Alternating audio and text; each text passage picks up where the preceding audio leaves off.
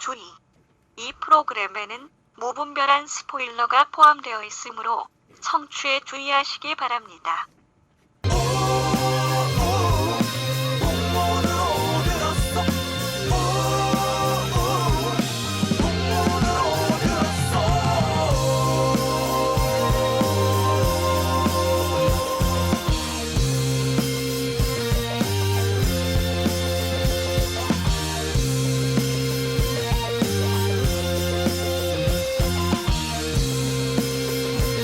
풍문으로만 듣는 방송 시네타운 19.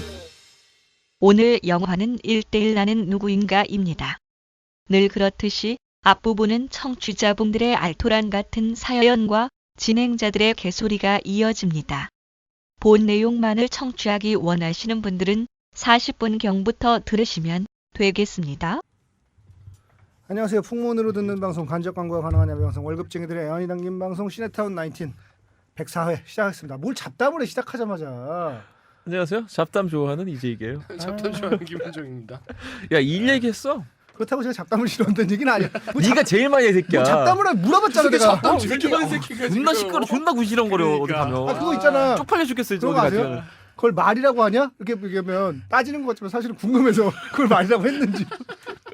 이게 존나 웃기게. 잡담맨 잡담 존나 진짜 좋아해. 제일 짜증나는 게 어디 무슨 연수 같은 데 가잖아. 뒤에서 존나 떠들어. 아, 나 진짜 미쳐버리겠어. 쟤 때문에. 그리고 저 새끼는 후배랑 뭐 얘기하고 있잖아. 저기서 달려와. 뭔 얘기하냐고.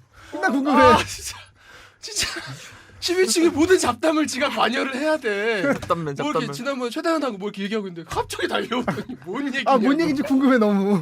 잡담맨. 이 새끼 국정원 요원 아니야? 아 풀린다. 씨발 언더커버네. 아 풀리네. 언더커버야. 모든 게 풀리네 이제. 의문증. 그런 질문 있잖아요. 제가 후배들한테 아. 자주 하는 질문 중에 지금 밥이 넘어가냐? 그러니까 이제 궁금해서 국정원 요원이야. 넘어가는지 궁금해서. 넘어간지 궁금해요 지금. 따지려고 그런 건 딱히 아니에요. 그래요. 아 존나 씨. 그렇습니다. 잡담에 관여하고 싶은 남자 이승훈입니다. 잡감맨. 지난주에야말로 정말 저희가 잡담을 8시간 5천 내보냈죠. 잡담 대방출. 아 이번 주에요. 이번 주가 되나요? 지금 네. 가고 월화수 있어요. 목. 야, 오늘이 어마어마해요. 아마 두 번째 아. 편이 이제 들으실 수 있을 것 어마무지하네요. 같아요. 그러네요. 어제 업데이트 처음 했고요. 오늘도 할 테고 내일하고 모레까지. 모레 지금 녹음하는 게 업데이트가 되겠죠. 카페에 많이 올라왔더라고요. 그 리뷰 보내주신 분 뭐래요? 보고. 아, 반갑다고도 해주시죠. 다행히. 반갑다고도 해주시죠는 안 반갑다고도 해주시는구나. 안 반가운 새끼들은 글을 안 쓰겠지. 안 반가운 새끼들은 글을 어쨌든 안 저 쓰겠지. 창고 대방출 이런 느낌이에요. 사장님이 미쳤어요. 이런 느낌. 자 최재원님께서 반갑고 고맙네요. 아 돌아오셨군요, 새 PD님들. 아무도 돌아오지 못해 너무나 가슴이 아팠고 PD님들조차 돌아오지 않고 떠나버릴까 걱정했는데 그래도 고맙고 감사합니다. 라고 하면서 잘 들으셨다고 또 메일 남겨주셨습니다. 버들이 카페에 아 류인하님. 계명대학교 나오신 류인하님. 류인화. 류인하. 류인하. 어, 이름 되게 이쁘다. 어. 저 CBS에서 방송 작가도 하셨고요. 얼굴 알아요? 얼굴도 알죠. 이따 얘기해 주세요. 아, 예. 잠깐 이제 PD 네. 지금 먼저 읽고 얘기를 들을 거예요? 아 그래요. 그러면 나중에 얘기 듣고 당신의 읽을지. 입장과 다르잖아. 그래, 당신의 그래. 평소 어떤 오케이 안 읽는 당신의 걸로. 그 주장 그거 다르잖아. 야, 근데 짧아요. 2줄이야, 어. 3줄이야. 길 걸으면서 웃고 있는데 크크크크크 웃겨 죽 점점점 그리웠어요 세피님들 와락. 이렇게 글로 이렇게 앉는 척하는 여자들 굉장히 싫어합니다. 네. 글로도 안 하는 척하는 여자들도 있잖아요. 못된 년들. 아, 왜 욕을 하고 그러세요? 그걸 욕이라고 하면 얘는 뭔가요? 우리 청취자 한 분이 욕을 보내주셨어요 메일로. 뭐라고요? 이재P님 와, 그렇게 네? 그거 어떻게 생각하세요? 나한테만 안 주는 년이랑 나한테도 안 주는 년 중에 어느 년이 나쁜 년이에요? 전 대부분 다 주던데요. 잘 모르겠어요. 이제 PD님 우문현답이에요. 그러니까. 얼마 전에 미국에서 나한테만 안 주는 년들 죽이겠다고 테러한 사건이 있었어요. 네, 있었죠, 근데 있었죠. 이게 우리나라도 있을 수 있는 일이니까 조심하셔야 됩니다. 너무 이게 거절하는 것도 조심해서 거절하셔야 됩니다. 진짜 진심으로 드리는 말씀이에요. 남자고 여자고 간에 거절의 기술이 필요합니다.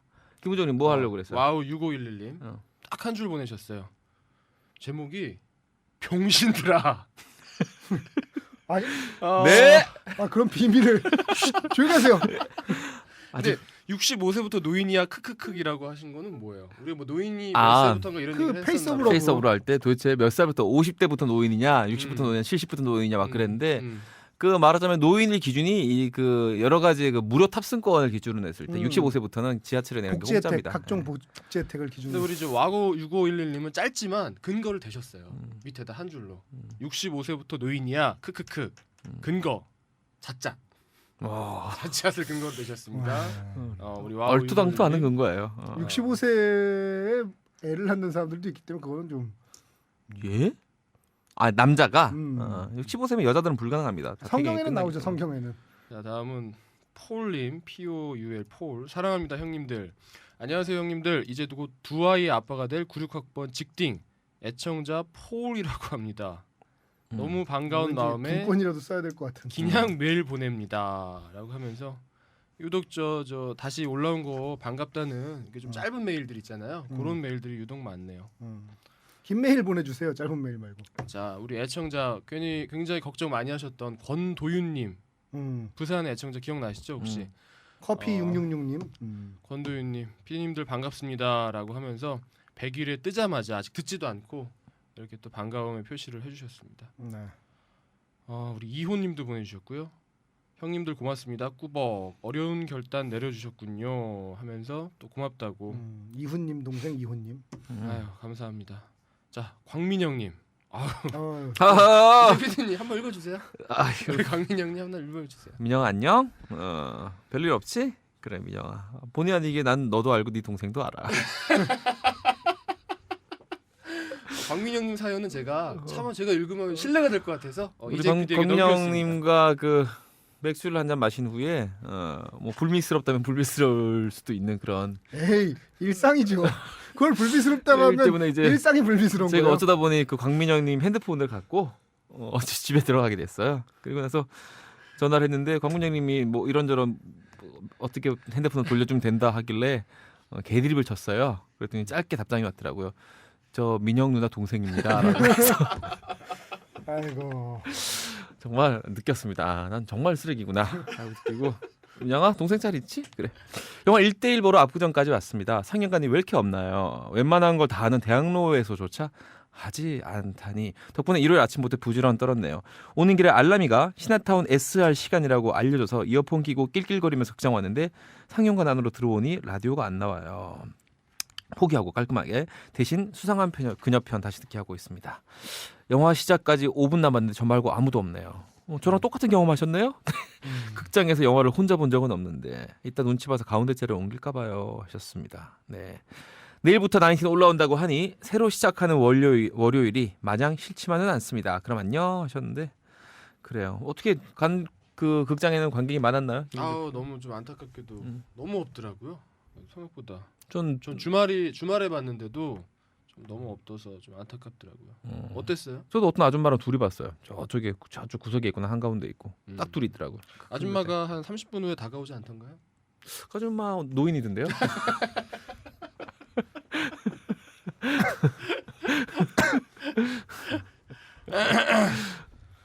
그래요. 이승훈 PD는 어떻게 봤어요 극장에서? 4명이서 봤어요. 오, 꽉 찼네. 굉장히 많죠. 이야, 이거 어떻게 넷이서 보니? 220명짜리잖아요. 쟤 운도 좋아. 갈 때마다 저렇게 만원살이에요. 만원살이네. 쟤는 참 관객들과 같이 호흡하면서 보는 야, 재미가 있거든. 보는 재미가 있지. 같이 호흡하면서 막 슬플 때 같이 울고 기쁠 때 같이 웃고. 4명이면 뭐 다 기타 베이스 드럼 보컬 다 있네. 4명이면 다 해. 자 다음은 흑먹자님께서 안녕하십니까 사연 보냅니다. 저는 속초에 살고 있는 근데 제목 이름이 흑먹자야.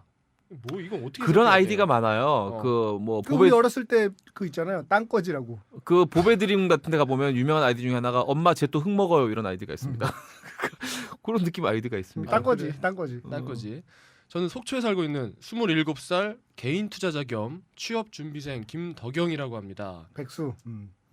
개인 투자자. 개인 투자도 하신대요. 자기 자신에게 투자하는 거 아닌가요? 개인에게 투자하는. 개인이 투자하는 게 아니라 개인에게 투자하는. 오전 6시 30분 영어회화. 파고다에 35,000원. 인. 아씨 취업 준비생 우리 덕영 씨. 그래요. 제 사연은 길지 않습니다. 한동안 에피소드가 나오지 않아 정주행을 하던 중 3회 이재익 PD님께서 아버지와 함께 브록백 마운틴을 보셨다는 이야기를 하셨는데 저도 비슷한 경험이 있습니다. 2008년 아버지와 함께 무협 영화인 줄 알고 들어가서 본 쌍화점. 아버지랑 어떡하지? 제가 봤을 때는 이분들 이 부자는 김덕영 씨 부자는 러닝밴드 이렇게 같이 보기 쉽지 않을 것 같다는 생각이 드네요. 아니 근데 이 양반은 취업 준비생이라는 사람이 쌍화점을 모르면 안 되죠. 국어 공부 하나도 안 한 거야 뭐야. 이분은 개인에게 투자하는 사람이 맞습니다. 아버지와 전 쌍화점을 보는 후 이틀간 서로 아무 말도 하지 못했고요. 2010년도 이때는 전 어머니와 영화를 함께 봤습니다. 네. 함께 본 영화는 한이요. 역시 하루 종일 아무 말을 못했습니다. 참 무한하더군요. 하면서 야, 그런 특집 한번 해야겠다. 가족과 함께 보면 안 되는 안 영화 되는 영화들 많이 베스트 있죠. 3 뭐 이런 거 특집 해야겠다. 가족과 함께 보면 안 되는 영화들이 있죠. 한여도 그중 하나죠. 아 어떡하냐. 이분 저 취업하시려면 어떻게 해야 됩니까?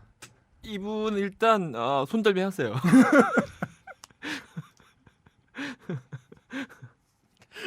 방법이 없나요? 손절매. 인생 손절매. 손절매야 돼. 야, 손절매야 돼. 야 그러고 보면 옛날에 그거 기억난다.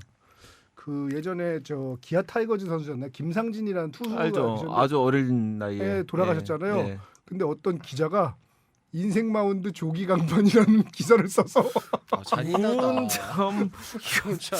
그리고 그거 좀 너무 잔인하다. 그 기사를 딱 보는 순간 그 김성모 씨 만화에 나오는 정신이 아득해진다라는 대략 정신이 아득해진다라는 멍해지네요. 저 김은국 씨한테 저 사별한 분한테 왜 사별한 사유가 뭐예요? 그거 들은 이후에 이렇게 아득하게 처음이네요. 김은국 씨 그랬어요? 전화 연결을 하는데 진짜 이거 뻥 아니에요. 제가 직접 제가 눈앞에서 들은 거예요. 남편은 사별했습니다. 그랬더니 왜 사유가 뭐예요? 성격 차이였나요? 진짜 그랬어요. 가끔 이렇게 DJ들이 딴 생각하다가 넋 놓고 있는 경우가 많은데 김은국 씨는 집중해도 그렇게 됩니다. 아니 집중할수록 그렇게 되죠. 저도 누구였지? 그 이수경 아니 허수경이랑 그 저 김승현 씨 할 때인가? 누구 할 때 하여튼 무슨 인터뷰를 하는데 그 싱글맘이 이혼한 다음에 아이를 혼자 키우고 있는 그랑 어린이날에 허수경 씨가 그때도 싱글맘이셨죠. 네, 하여튼 뭐 어린이날인가에 그 인터뷰를 했어요. 이제 3대 통화로 엄마랑 딸이랑 같이 인터뷰를 했는데 어린이날 때 무슨 놀이공원인가 무슨 어디 야외인가 나들이인가 엄마랑 같이 갔다 왔는데 그 전에 이제 아빠랑 이제 이혼한 지 2년 됐고 이런 얘기 한참 했어요. 그 DJ가 갑자기 그러더라고. 누군지 기억이 안 나는데 왜 아빠는 안 가고 혼자 갔죠? 앞에 계속 그 얘기하고 있었는데 계속. 어제 저 모 후배와 이렇게 밥을 먹다가 김창렬 씨 엊그제 돌잔치 갔다 온 얘기를 했어요. 그랬더니 그 후배가 대뜸 물어보더라고요. 근데 그 아기가 몇 살이었어요? 모 후배가 누구예요? 모 후배 어떤 새끼야? 말해봐. 맞춰보자. 모 후배 누군지 맞춰보자. 자 같은 부서인가요? 12층에 있어요. 12층에 있어요. 전 이준원. 티아라에 한 표 던집니다. 티아라구나. 아니에요. 저기 뭐야 한 가지 말씀드릴 거는 만취했기 때문에 만취를 감안해 주세요. 그래도 누구예요? 알고 싶어요? 안 그렇게 주지. 뭐야 저거는. 이준원이야 이준원. 맞아. 이준원 아니야. 이준원이야. 이준원은 만취하지 않아. 정말 저희가 지난주에 회식을 했는데요. 진짜 술 한 방울도 안 마시고 맹물만 벌컥벌컥 마시면서 모든 그 주점에서 흘러나오는 그 음악에 맞춰서 춤을 봉실봉실 그 잭스키스 춤 아시죠? 이거 뛰는 거, 뛰는 거 뭐 있죠. 이런 거를 비롯해서 모든 춤을 다 추던 PD가 있었어요. 후배가 있었어요. 누굴까요? 황건이? 이준원? 준원이. 정말 술 한 방울도 안 마시고. 그러니까 돌잔치인데 몇 살이요? 누구냐고. 그거부터 얘기하라고. 배. 정답이에요. 배. 미스 배. 미스배가 그 자리에 있었다고? 아니 어제 다른 자리에. 엊그제 딴 자리에서. 어제 또 술 마셨어? 실연의 아픔을 술로 달래나요? 자, 미스배 실현했어요? 하면 안 되는 얘기인가요? 몰랐어요. 저도 모르는 걸로 할게요. 이거 없었던 얘기를 합시다. 자, 여러분들 못 들은 거예요. 레드썬. 자 언젠가는님 반가워요 세피디님. 피디님들 목소리 듣고 싶어 시네타운 S 처음 들어보고 있어요. 근데 우리가 최근에 시네타운 19을 안 하니까 S를 또 굉장히 막 그동안 많이 들으셨죠. 이게 우리도 모르게 밀당했어요. 저희는 그런 의도는 아닌데 연예의 달이냐? 밀당했어. 공중파에서 듣는 PD님들의 목소리 반가우면서도 참 어색하더라고요. 나이트에서 만난 날라리 친구들이 교회 예배 시간에 앉아 조신하게 성경 얘기하는 것처럼 참 그러네요. 생뚱맞다고 할 수 있죠. 이번 주부터는 드디어 우리가 서로 익숙한 그 장소에서 만날 수 있는 거죠. 그렇죠. 예, 어제부터 나가고 있습니다. 이제 드디어 방송은. 목렉이란 표현이 등장했더라고요. 목렉. 목렉이. 목 때문에 목렉이. 어. 몽이 한 30가지 넘지 않나요? 표현이 아니 여러 아니 가지로? 목렉이 말고 목렉이. 목렉이는 뭐예요? 그 요번에 이제 과감한 발언들 하신 목사님들 계시잖아요. 목렉이 기레기 말고 목렉이. 난 기억나는 게 재작년에 이라는 사람한테 음, 개인 메일로 이메일이 왔어요. 음. 와가지고 근데 이라는 이름을 안 하고 뭐 무슨 실이에요. 음. 뭐 무슨 실에서 와서 저희 목사님이 개인적으로 뵙기를 희망하오니 언제 몇 시 어디까지 어디로 오라는 거예요. 왜? 씨발 네가 뭔데 병신아? 아니, 그러니까. 그래서 안 갔어요. 그러니까 지랄. 그냥 답장도 안 했습니다. 뭐지? 그분 제가 불교 신자인지 몰랐나 봐요. 제가 목탁이 하나 들고 갈 걸 그랬나요? 요번에 그 그러지 말고 봉은사로 오라고 답변을 보내지. 아 뵙는 건 좋은데 봉은사 대웅전 앞에서 보자. 대웅전 앞에서 뵙시다. 보훈사 본존 앞에서 초파이래. 보자고 그렇게 보내시지. 아니 그 요번에 무슨 발언하셨던 분이죠? 이분이 그거 아닌가요? 미주 한인회 뭐 어디 가서 기사에 많이 났던데. 그분은 아니에요? 아 홍현 목사 그분이에요. 얘기하시는 거 제가 말한 건 그분이에요. 아니고 그렇게 실명 말해도 괜찮나요? 뭐 어때요? 레드선. 라고 또 있나요? 목사는 요번에 그 목사를 이어서 이제 원래 보통 이제 우리나라가 그걸 하잖아요. 저 뭐죠? 세습 뭐 이런 걸 하는데 그 교회 같은 경우는 이제 목사 아들인 지금 그 교회에서 집사하고 계신 걸로 알고 성함 제가 기억이 안 나는데 하여튼 이름이 옷가네예요? 막 옷가네 겁나 보는 옷가네 막 캐시. 물론 교회가 옷가네가 겁나 들어오긴 합니다만 요번에 무슨 4천억 이름이 뭐냐고 옷가네라 그랬잖아요. 뭐라고요? 목사님 하여튼 옷가네네. 뭘 까긴 뭘 까요? 어. 까긴 뭘 까? 잠깐만 내가 교회 사연에 웃을 때가 아닌데 이 셋 중에 나는 그러면 안 되는 사람인데. 하여튼 그 목사는 그것 때문에 뭐 이렇게 여러 가지 잡음이 일어난 그런 목사로 유명합니다. 그래요. 그것 때문에 나온 말인가요? 목렉이가? 아니 그 목사랑 또 무슨 목사가 또 유족들 두고 무슨 되게 모욕적인 표현을 사용한 걸로 알고 있는데 뭐였지? 하여튼 한 3-4명이 최근에 한 2-3건이 이렇게 연달아 계속 사건이 지금 말도 안 되는 헛소리들을 그 전광훈 목사라고 왜 있어요. 유명한 양반 있잖아요. 이명박 안 찍으면 무슨 생명책에서 파내겠다 이런 발언을 하는 분이 계세요. 뭐 한마디 해주세요, 성 PD. 참 잘하셨네요. 잘했어요. 참 잘했어요. 그래도 어려운 우리가 그 어려워. 노아편을 미리 녹음해서 다행이에요. 그거 할 때쯤 막 이런 사건들이 이 목렉이 사건이 터졌으면은 좀 더 심하게 나갔겠죠 멘트들이. 다행히 우리 같은 아니, 근데 분들 중에는 왜- 그런 분들이 없나 봐. 왜 신부님이나 이런 승려들.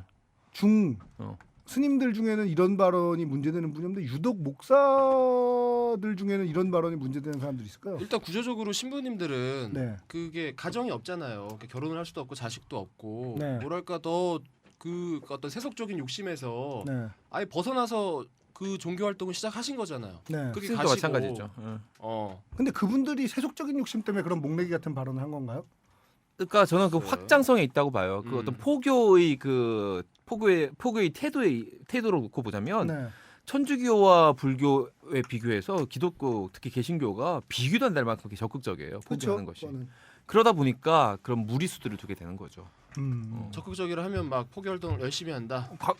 굉장히 강제적이니까 왜 걷다 보면 가끔 내비게이터들이라고 해가지고 와가지고 그냥 길 걷고 있는데 와가지고 막 믿으라고 하는 사람들 있잖아요. 그렇죠. 다짜고짜. 길 가고 있는데 갑자기 옛날 캠퍼스에도 좀 많았어요. 많이 되게. 있었었는데도 그래서 근데 길 가고 있는데 갑자기 명동 성당에서 누가 와서 믿으라고 그러진 않아요. 길 가고 있는데 무슨 길상사에서 누가 와가지고 길상사 나오라고 하진 않거든요. 근데 개신교 중에서 많은 교회들은 많은 몇몇 교회들은 그런단 말이죠. 그 어떤 포교의 태도가 전혀 다르다는 거. 그래서 사실 보면 세 가지 종교 중에 천주교랑 불교는 굉장히 친해요. 어떻게 보면은 같이 어떤 활동이나 집회도 많이 하더라고요. 천주교랑 불교는. 그러니까 저 스님들이나 신부들하고 신부님들, 되게 수녀님들 친하더라고요. 이렇게 같이 해서 뭘 하고 이런 걸 많이 보죠. 예, 실제로. 그림을 많이 본 기억이 나요. 뉴스에 보면 굉장히 많이 나옵니다. 근데 개신교는 조금 개신교 특히 몇몇 교회들은 조금 거기서 뭔가 다른 스탠스를 취하고 있지 않나 싶은데 저는 종교가 지금 많이 기업화돼 버린 지금에 있어서 그 자정이 안 되면 사실 어느 정도 강제성도 띄어야 될 필요도 있지 않나 싶을 정도가 될 정도로 굉장히 걱정스럽긴 해요. 그런 부분들이. 한때 제가 독실했던 기독교 신자로서 제일 지금도 뭐지 싶은 이해가 안 가는 현상이 하나 있다 그러면 이거는 이제 교회를 다니신 분들은 이해가 가실 텐데 저하고 비슷한 경험을 가지신 분들은 제가 어렸을 때만 해도 그 조용기 목사의 조다윗 9 조다윗 현 조용기 99 조용기 정말 양배추 왜 구우 양배추 현 주세요 이게 너무 지금 보편화됐어요. 조씨들이 특히 그런가 본데. 야 거기는 그럼 막 옷도 있고 조다윗도 있고 그런 거야? 아 목사님이랑 그 훌륭하신 분이니까 그러지 마세요. 아 그런 거예요? 아, 미리 얘기해줘야지. 그럼 새끼 모르잖아 나는. 거기는 훌륭하고 이 목사가 좀 이상하다는 얘기를 많이 듣고 있고요. 그래요? 어쨌든 그 99 조용기, 9 조다윗, 현 조용기. 거기 훌륭한 사람들 아니죠. 양배추랑 비슷한 거예요. 99 조세호, 9 양배추, 현. 거기 조세호. 그 막 불륜설 나오고 막 그 아들이 막 뭐 막 사람 막 그 시켜가지고 막 하고 거기지. 뭐 조용기 아들이 막 그 사람 시켜가지고. 국민일보 CCM. 국민일보 그거지. 네. 그 민주당 그 누구지 대변인 차. 영차. 영차 그 아줌마랑 그. 거기요. 아이 그만해. 들어 씨. 그냥 왜? 양천구에 그 아니요. 국회의원으로 나왔던. 이 사람 김성환 씨랑 같이 했던 티를 이렇게 냈는데. 당당하냐. 어쨌든 간에 거시기. 근데 제가 어렸을 때만 해도 이제 그 정통 기독교 저 장로교단에서는 순복음교회를 이단시했었어요. 명백한 이단이다 이렇게 선언하지는 않지만 지금의 뭐 신천지나 이런 것처럼 이단이다 이렇게 선언하지는 않지만 이단시에서 쟤네는 좀 빼고 얘기하자 이렇게 했거든요. 그러니까 그 대한 기독교 장로회 쪽에서 기본적 입장이 그랬어요. 그러니까 우리나라 장로교가 가장 메인이 스트림이었어요. 네네네네. 옛날부터 네. 장로교. 프레비스테리안이 이제 제일 메인인데 근데 어느 날부터 갑자기 대한민국 그 기독교 3대 뭐 목사, 3대 뭐 지도자 이렇게 하면 그 무슨 충영교회 목사님 뭐 그러면서 이제 조용기 목사가 자연스럽게 거기 끼어 있더라고요. 그래서 아니 2단이었는데 갑자기 1단이 된 이유는 뭐지? 승급했네요. 아니 변속했나? 기아를 잘 썼는데. 제가 보기에는 국교대 간 것 같습니다. 기아를 잘 썼어. 국교대에서. 그래도 지금도 교세만 커지면 지도자가 되는 건가? 그럼 신천지도 지도자가 될 수 있나? 뭐 이런저런 생각들이 많이 드는 거죠. 저는 그런 걸 다룬 팟캐스트들 많이 있죠. 그 이 기레기들을 다룬 팟캐스트 많이 있잖아요. 그래요? 물어보는 거예요. 내가 잘 모르니까. 왜 자꾸 나한테 대물어봐. 궁금하니까. 오늘 따라 되게 대물어보네. 있지 않아요? 이 작가랑 이런 애들이 막 그런 거 안 해요? 그런 얘기를 하긴 하지만 그런 걸 전문적으로 다루는 건 없는. 사실 팟캐스트 중에 언론사를 전문적으로 다루는 팟캐스트도 나와야 된다고 생각은 하는데 아직까지는 없는 것 같아요. 우리가 할까? 딴 게 아니라 궁금한 게 그런 기레기를 비롯한 종교 이야기를 심하게 하면 굉장히 디스당하고 그런 경우가 많잖아요. 까이죠. 개까이죠. 근데 괜찮나? 그런 얘기 해도. 어떻게 보니까 몇몇 편에서는 그런 얘기 하는 것 같긴 하던데. 그 EJ 같은 경우에는 구세주 편이라는 게 아마 있었을 거예요. 그래갖고 그 사이비 종교 지도자들 거기에 내가 사실 나가면 할 말만 한데 옛날에 백백교라고 있어요. 유명한. 알죠. 백백교를 제가 공부를 한때도 열심히 했거든요. 그 막 남녀 막 막 이거 아유 그만해. 야 그거 하루에 한 번만 해.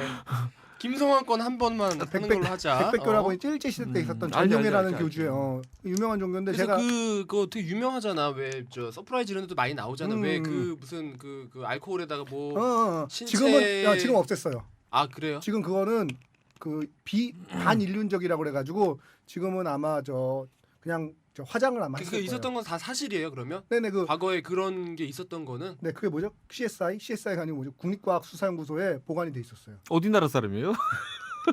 아이 아메리칸? 아니요, 저 푼타킨트예요. 푼타킨트야? 야, 이 만두가 한번 시켜라 만딩고. 만두기에 효도랑 붙여. 내가 콜라병 하나만 가지면 무서운 게 없어요. 효도 콜라병 하나 줘주고 효도를 한번 붙여봐.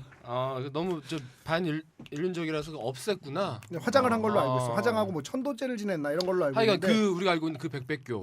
그런 거 제가 할 얘기 많은데 한때 제가 또 사이비 종교 차리겠다고 깝치던 시절 있었잖아요. 1998년 요 시절에. 야, 난 그 한번 사비 종교 한번 당한 뒤로는 어우. 그때 살벌해요, 살벌해. 진짜 고생 많이 했죠. 그 아까 저 뭐 제가 뭐 씨발 한 거 잘라주세요. 아, 그거 강조할 건데요. 아, 진짜? 그 왜 예능 편집 있죠. 그 씨발 이렇게 부르면 옆에서 그 씨발발발발발. 알아서 하세요. PD는 당신이 책임져 리버브 막 주겠지. 이빨이 넣고서 아니 교장 선생님 말씀처럼. 승훈이가 커버 떠주겠지. 씨발. 씨발 승훈아 부탁한다. 커버 떠주겠지. 물 커버 떠줘요. 네가 책임자잖아. 다 네 책임이야. 왜 이런 출연자를 데려다 앉혔냐고. 우리나라 요새 트렌드 모르세요? 뭔데요? 책임지지 않는 게 트렌드예요. 그래. 그러면 제가 이번에 모든 책임을 지고 이재익을 해체하겠습니다. 해체. 내가 이승훈이 얘기하는 거지. 최종 책임은 이승훈 이승훈에게 저에게 있습니다. 이재익을 해체. 3단 해체. 실시. 아우. 그 저 해경 해체에 대해서 어떻게 생각하세요? 곧 SBS도 해체되고 다시 될 것 같습니다. 순차적으로 전부 해체돼서 그분이 해체주의를 전공하신 게 아닌가 싶어요. 데리다를 그렇게 존경하는 줄 몰랐어. 데리다를 그렇게 데리다를 너무 좋아하는 영화는 빌리 엘리엇. 엘리엇 좋아하는 좋아하는 평론가는 철학자는 데리다. 데리다. 알았네요 이제. 해체. 데리다의 그 글들이 좀 어려워요. 그 신문학과는 그런 공부 안 하나? 영문과라서 그 데리다가 쓴 미학 평론 이런 거 신문학과는 서울대에 있는 거고요. 죄송하지만 저희는 신문 방송학과입니다. 아 그런 과도 있어요? 하여튼간에 아니 그 아니 하여튼 이해찬 같은 발언인데? 아니 요새 서울대 안 나온 사람도 기자합니까? 하여튼 굉장히 어렵습니다. 서울대 안 나와서 데리다는. PD에서 죄송합니다. 데리다를 그렇게 좋아하신 줄 알았으면은 밥이라도 한번 먹자 그럴 거랬는데.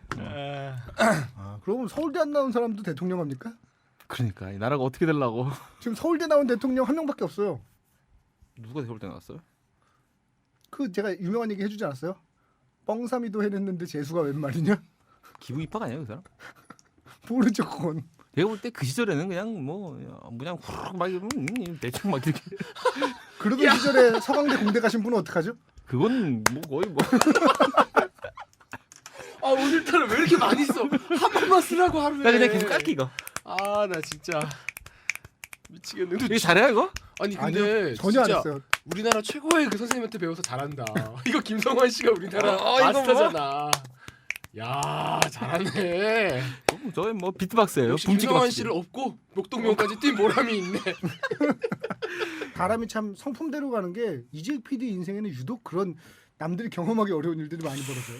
왜 그럴까요? 말짓 개새끼들이 병풍 뒤에 사질 않나? 왜 그럴까요? 네. 그렇잖아.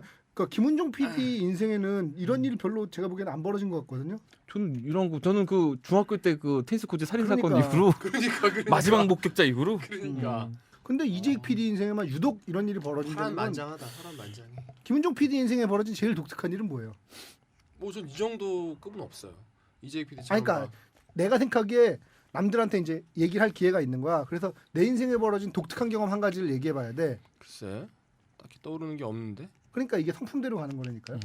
제 인생은 부침이 유독 심하잖아요. 됐다가 망했다가 됐다가 망했다가. 저랑 또 차원이 다르죠. 그렇죠. 아니 저는 다른 사람이 일을 목격하거나 함께 있을 거고 그러니까 당신은 주인공이잖아. 여기는 약간 참인치 아니 근데 관찰자 입장이고. 주인공 치고는 또 입장이 묘해요. 왜냐면 내가 벌인 일들은 다 아니야. 그러니까 주연급 조연 정도 내지는 공동 아니, 주인공. 저 이 정도 하고 싶어요. 투탑. 1인칭 관찰자 시점 정도로. 좋아해. 화자. 왓슨 정도? 왓슨. 계속 카메라가 내 시점이야. 근데 내 인생의 셜록이 계속 바뀌어. 이게 문제야. 그러네요. 눈물 없이는 들을 수 없는 이승훈의 인생 이야기. 그러니까. 근데 저 승훈이한테는 뭐 하나 얘기하라고 할 수가 없어요. 그거 얘기하다가는 오늘 밤새 해야 또 돼요. 없어요. 오늘 밤새 해야 돼요. 일단 눈물 3번 흘리고 시작해야 됩니다. 자 메일 하나만 더 해드릴게요. 네. 테라칸님. 테라칸. 이분인 자동차가 모닝이면 좋겠네요. 현대자동차에서 보내셨나? 멀리 보내셨네요. 안녕하세요. 인도에서 이메일을 드립니다. 인도 하니까 이제 테라칸을 탈 것 같긴 하다. 저는 멀리 인도에서 시네타운 19 열혈 애칭자 데니 곽이라고 합니다. 데니 곽? 데니 꽉. 데니 곽. 타양살이가 2년이 다 되어가는 지금 몇 달 전 나인틴을 알게 되어 1회부터 정주행을 끝냈습니다. 현재 인도 이곳은 낮 시간대에는 48도를 육박하는 강더위 속에 살아가며 피디님들의 목소리가 정말 큰 힘이 되었고요. 현재는 다시 듣기로 또 큰 힘이 되고 있습니다. 라고 하면서 계속 기다리고 있겠다고 저희가 이제 방송을 못했을 때 응원의 메시지를 또 인도에서 보내주셨습니다. 48도 데니 에서. 광님 48.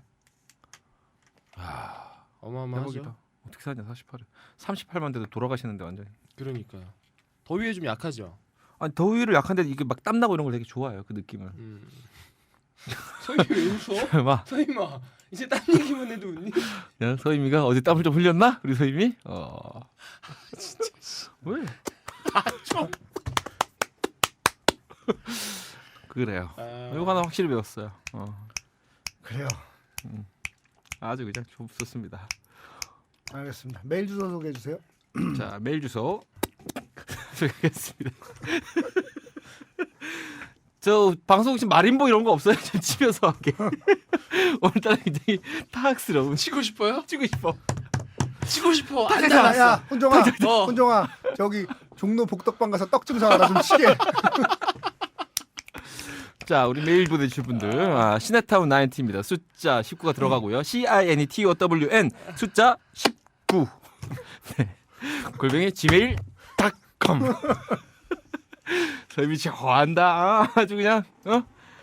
아주 그냥 진짜로 그런 소리가 나요? 이런 소리 날 때 있습니다. 그렇구나. 이런 소리 날 때 있는 게 아니라 이런 소리 나는 분들이 있죠.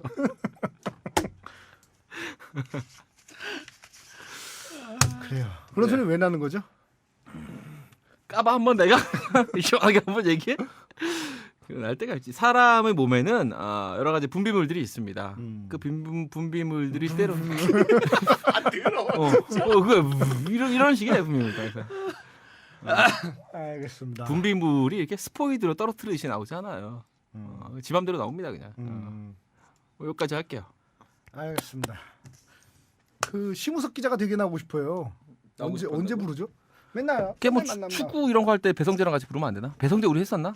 아니요. 배성재가 나와야죠. 축구 축구할 저 땐 이번에 성재인데. 축구 영화 한번 kup사리로 저 1인치 화자로 심우섭이 걔 그런 역에 잘 어울려. 무섭이 심우섭이 노조 공방위 간사하고 있는 거 진짜 너무 웃겨. 코미디죠.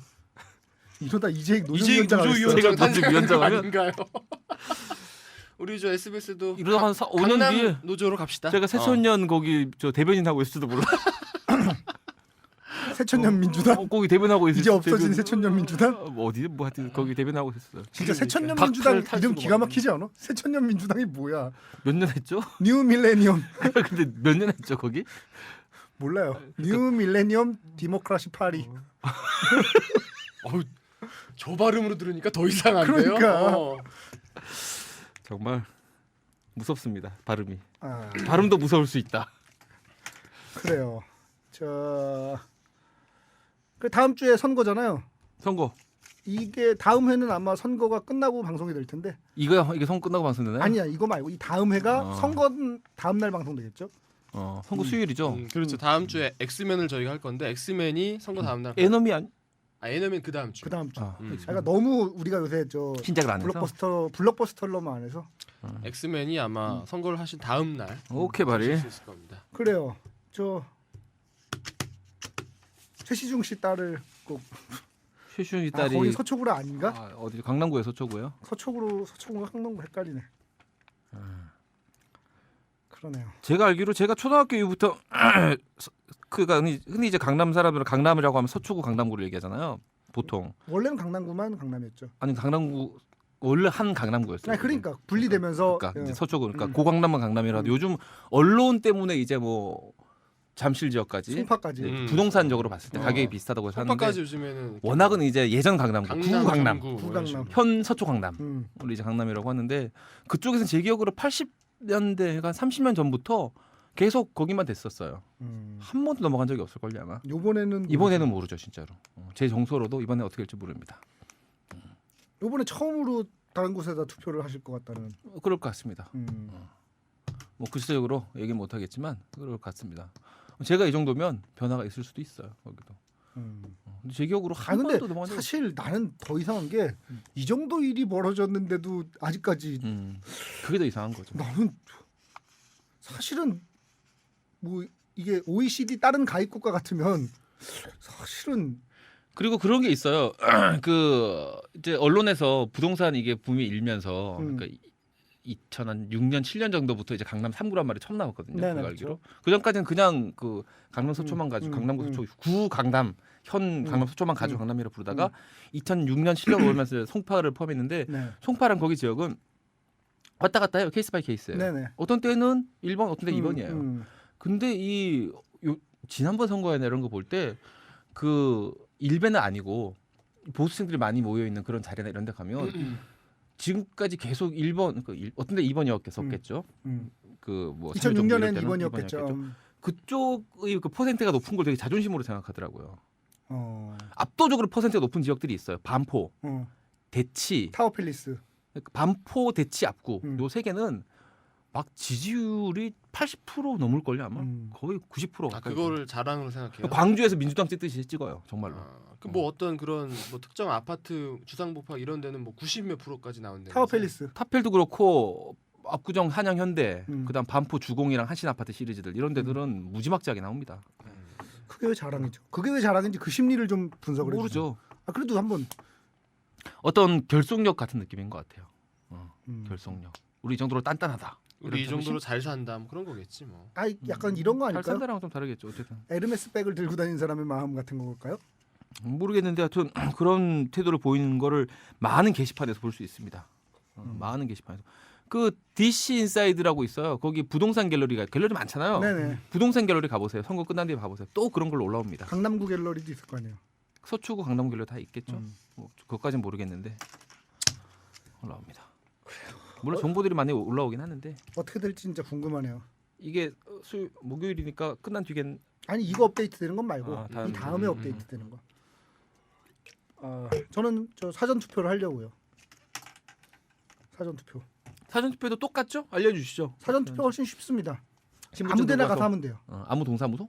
아무 선거 그러니까 아무 사무- 그 지정된 투표구. 투표소가 있는데 거기 가서 아무데나 자기 동네 아니어도 아무 전국 어디든지 가서 아무데서나 하면 됩니다.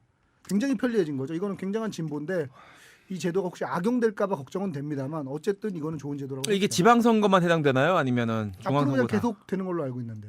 대선 네. 총선 다. 네. 좋습니다. 당일날 하실 수 있는 분들은 당일날 하시는 게 더 좋고요. 네. 예. 사실은 그렇죠. 왜냐하면 이 제도가 아직 초반이라 자리 잡히기 전이라 악용될 소지가 좀 있습니다. 어떤 왜 악용이라는 시스템적으로 안정화가 그 당일날 하는 게 더 허점이 안정화돼 있는 거죠, 있으니까. 허점이. 그 허점을 악용하는 사람들이 있을 수 있다는 거죠. 그런 우려가 있습니다. 이게 어떤 시스템이냐면 이거를 한 다음에 봉함을 해서 상자에 넣어서 각 투표구로 전국의 투표구로 이렇게 뭐 우체를 이용해서 우체국을 이거든지 이런 식으로 보내게 돼 있거든요. 그 보내는 과정이라든지 이런 게 아직 시스템이 확립이 안 돼 있잖아요. 그러니까 그게 악용될 수가 있죠. 예전에도 뭐 1, 20년 전에도 항상 부재자 투표로 장난을 치잖아. 그러니까 그런 것처럼 그러니까 본 투표가 가장 안정적이니까 가급적이시면 좀 어려움이 있으시더라도 본 투표 날 가서 하시는 게 가장 안전합니다. 예를 들면은 그렇겠네요. 그 박원순 시장이 이제 당선되던 선거 있잖아요. 네. 나경원 후보랑 붙었는데 박원순 시장이 이겼잖아요. 네. 근데 서울의 전 지역에서 서울에서 제일 심한 지역이 이제 그러니까 그 민주당 그 지지세가 전통적으로 제일 강한 지역이 관악구거든요. 거기에 서울대가 있어서 그런지는 모르겠는데 서울대 학생들이 있어서 그런데 민주당 지지세가 관악구가 제일 세요. 근데 서울의 관악구를 포함한 서울의 전 지역에서 부재자 투표를 나경원 후보가 승리합니다. 실제 투표는 박원순 후보가 이겼음에도 불구하고 서울의 전 지역에서 부재자 투표를 나경원 후보가 이긴 건 조금 이상하긴 하잖아요. 뭔가 이상한데라는 생각이 들 법하잖아요. 그러니까 그런 악용될 소지가 있을 수 있다. 시스템을 잘 네네. 갖춰야겠네요. 하지만 그럼에도 불구하고 굉장히 좋은 제도니까 앞으로 잘 자리 잡아서 악용되지 않고 굉장히 잘 활용됐으면 좋겠다. 전자투표 이런 것도 가능할까요? 나중에는? 그러니까 저자투표도 제일 편할 가능은 텐데. 한데 말하자면 이렇게 사람이 이렇게 몸으로 직접 가서 사람이 보는 앞에서 도장을 찍고 뭐 이런 어떤 오프라인적인 행동들이 있잖아요. 그런 게 편리하게 되면서 반대로 위험해질 수도 있는 측면이 있죠. 전자투표는 여러 가지로 아직은 안 하는 게 맞습니다. 편리함은 있겠지만 하여튼 투표율도 많이 높고 자기 이야기를 많이들 표로 표현했으면 좋겠습니다. 네. 소중한 한 표로. 알겠습니다. 본 내용 들어가도록 하겠습니다. 오늘 영화 1대1 나는 누구인가입니다. 안녕하세요. 송지호입니다. 지금 여러분은 풍문으로 듣는 방송, 간접 광고가 가능한 야매 방송, 월급쟁이들의 애환이 담긴 방송, 시네타운 19을 듣고 계십니다.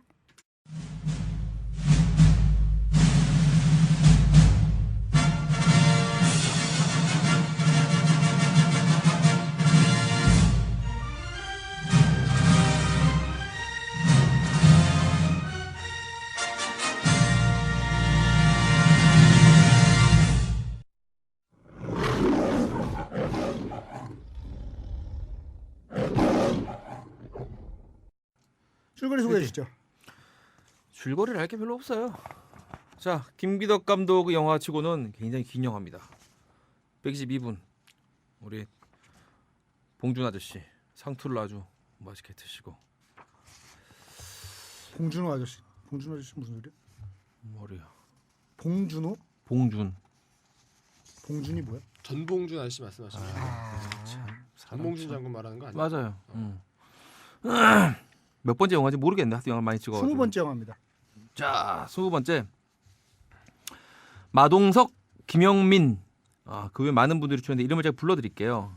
여러분들 다 불러드려야 됩니다. 이희경 씨, 조동인, 태호, 안지혜, 조재룡, 김준기, 주희중, 최귀화, 황건, 오연수, 손종학, 임화영, 박보영, 박소담 이렇게 출연했습니다. 박보영 씨는 카메오인가로 추정이 되죠, 그렇죠? 아닌가요? 박보영 씨. 그 박보영은 아니겠죠? 네, 아니 맞나? 맞나? 아니겠죠. 얼굴이 안 나와요. 나오자마자 테이프로 감아버리기 때문에 얼굴이 안 나옵니다. 많은 배우들이 출연해주고 계십니다. 자, 이게 사실 그 때가 언제 정확하지 않아요. 명시돼 있지 않는데 최근인 것 같아요, 그렇죠? 쓰이는 기기들로 봐서는 네. 쓰이는 기기나 다니는 차들로 봐서는 최근 몇 년 전 내지는 현재 아니면 몇 년 후 정도 그때 이야기고요. 서울인 것 같습니다. 몇몇 이 지형지물들이 서울로 추측되는 곳에서 벌어진 이야기입니다. 어떤 한 여고생이 길을 가다가 갑자기 뜬금없이 괴한들에게 납치돼가지고 질식사를 당하는 살인이죠, 살인을 끔찍하게. 당하는데 끔찍하게 테이프로 얼굴이 칭칭 감겨서 죽는 그런 잔혹한 범죄가 저질러지는데 그 뒤로 이제 시간이 좀 지난 뒤부터 이 범죄와 관련된 사람들이 한 명씩 납치됩니다.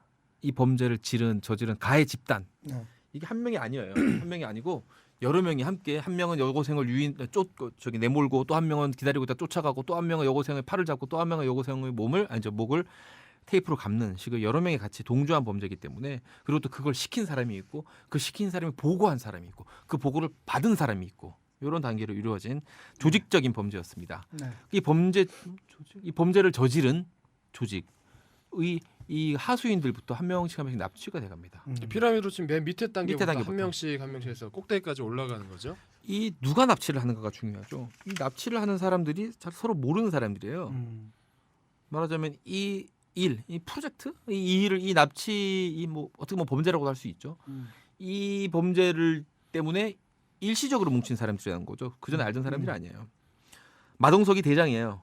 그리고 밑에 이제 행동자 대장들이 있고 여자도 한 명 껴 있습니다. 그림자라고 이제 거기서 약 한 대여섯 명 정도의 이 사람들이 이 행위, 범죄 이거를 저지르기 위한 같은 목적을 갖고 일시적으로 뭉친 사람들인데 이 사람들이 이제 그 짓을 벌이는 거죠.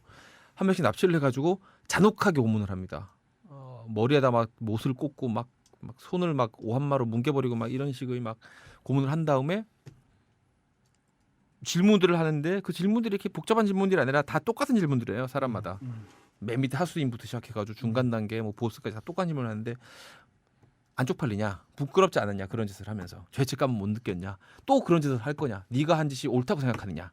크게 나누면 요 네 가지 질문이에요. 요 네 가지를 살짝 이제 단어들만 바꿔서 질문들을 던진 뒤에 그 사람들을 이제 길바닥에 내던지면서 항상 본인의 잘못을 다 적게 하죠. 종이에. 진술서 같은데 쭉 이제 반성문 내지는 진술서 이런 걸 적게 한 다음에 길바닥에 내버리고 그리고 이제 도망갑니다. 그런 식으로 이제 한 컷이 끝났는데 이 영화는 이 일련의 하나의 시퀀스들을 무의미할 만큼 여러 번 반복해요.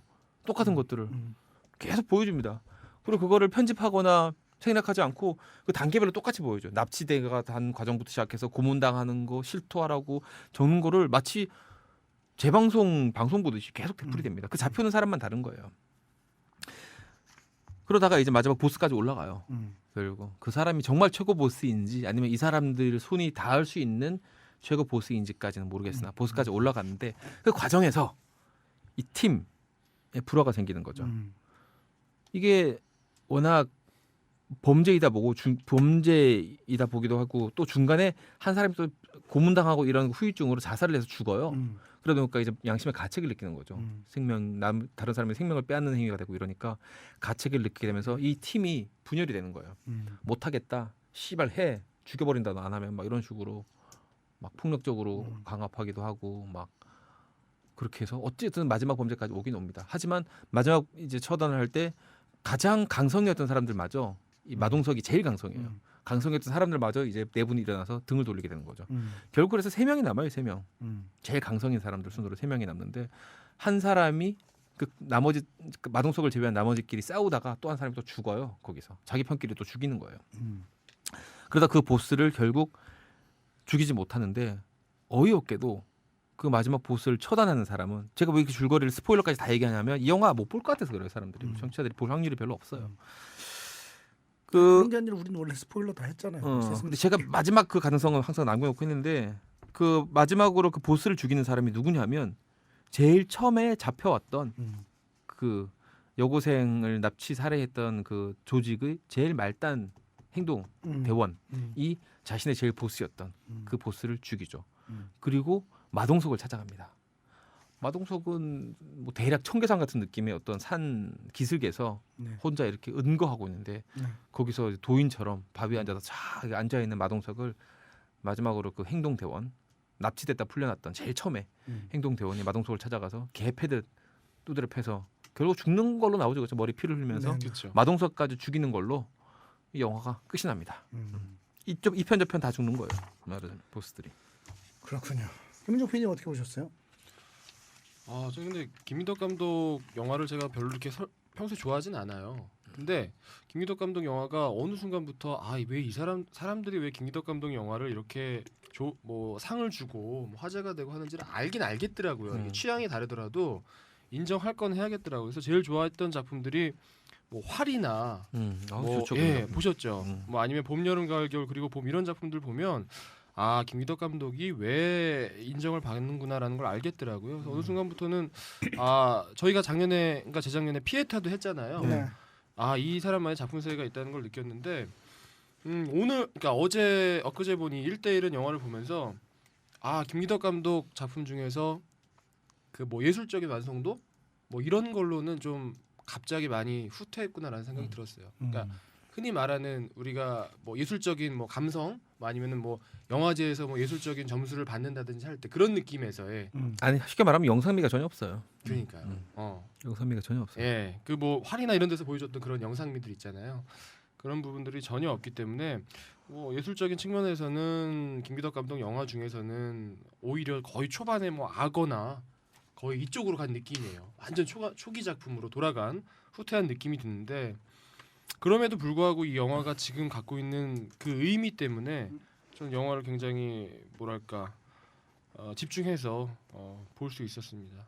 그 영화가 지금 그 김민덕 감독이 계속 그 영화에 대한 얘기를 했잖아요. 이 영화는 노무현 대통령께 바치는 영화라고. 근데 그거를 그 얘기를 듣고 봐서 그런지 모르겠지만 영화를 보는 내내 뭐랄까 그 울분이랄까 뭐 이런 것들이 계속 느껴지더라고요. 근데 다만 안타까운 거는 김민덕 감독이라면은 그런 것들을 좀 뭔가 예술적인 경지로 녹여서 다시 해체해서 뭔가 새로운 그림을 보여줬으면 더 좋았을 텐데 그 날것에 그냥 그것들을 그대로 나열한 느낌이어서 그게 조금 안타까웠어요. 이재익 PD는 어떻게 보셨어요? 이거 사실 영화라기보다는 프로파간다 필름하고 영화 사이에 있는 장작물이죠. 프로파간다 필름이 뭐예요? 그러니까 이게 우리 또 전공한 분 앞에서 또 이런 얘기 하려니까 좀 쑥스러운데 얼바인에서 또 영화를 전공하신 분 앞에서 그 뭐 여러 가지 이데올로기들이 다 있잖아요.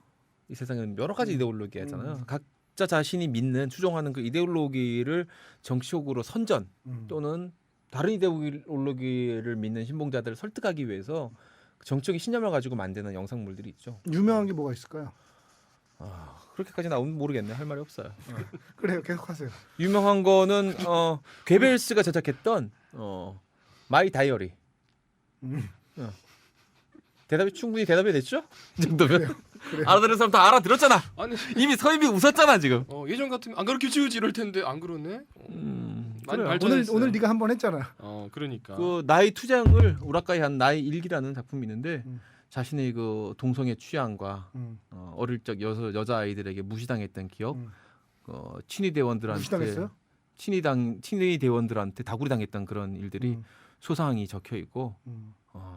그런 책입니다. 그 아돌프 아이히만이랑 괴벨스 중에 누가 더 나쁜 놈 같아요? 그놈인데 이승훈 PD가 지난주에 얘기했었죠. 다 똑같다는 말은 하면 안 된다는데 음. 정말 우열을 가리겠는데요. 그분 두 분은. 하지만 괴벨스 같은 경우는 그래요. 물론 아돌프도 그렇지만 일단 그 재능이 어디에 쓰느냐가 참 무시무시한 것 같아요. 같은 재능으로 사람들을 돕느냐, 폭탄을 만드느냐 이게 다 쓰임이 다르잖아요, 그렇죠? 그렇죠. 그게 폰 좀 브라운 안타까운 같은 경우가 부분이죠. 예, 둘 다 엄청난 재능과 엄청난 열정을 가진 인물들인데 최악의 형태로. 그 재능과 열정이 표현됐죠. 그 부분이 안타깝습니다. 괴벨스가 그리고 이 선동가입이 분명한 게 우리가 흔히 아포리즘이라 그러잖아요. 네. 그런 식의 말들을 굉장히 많이 남겼어. 예를 들면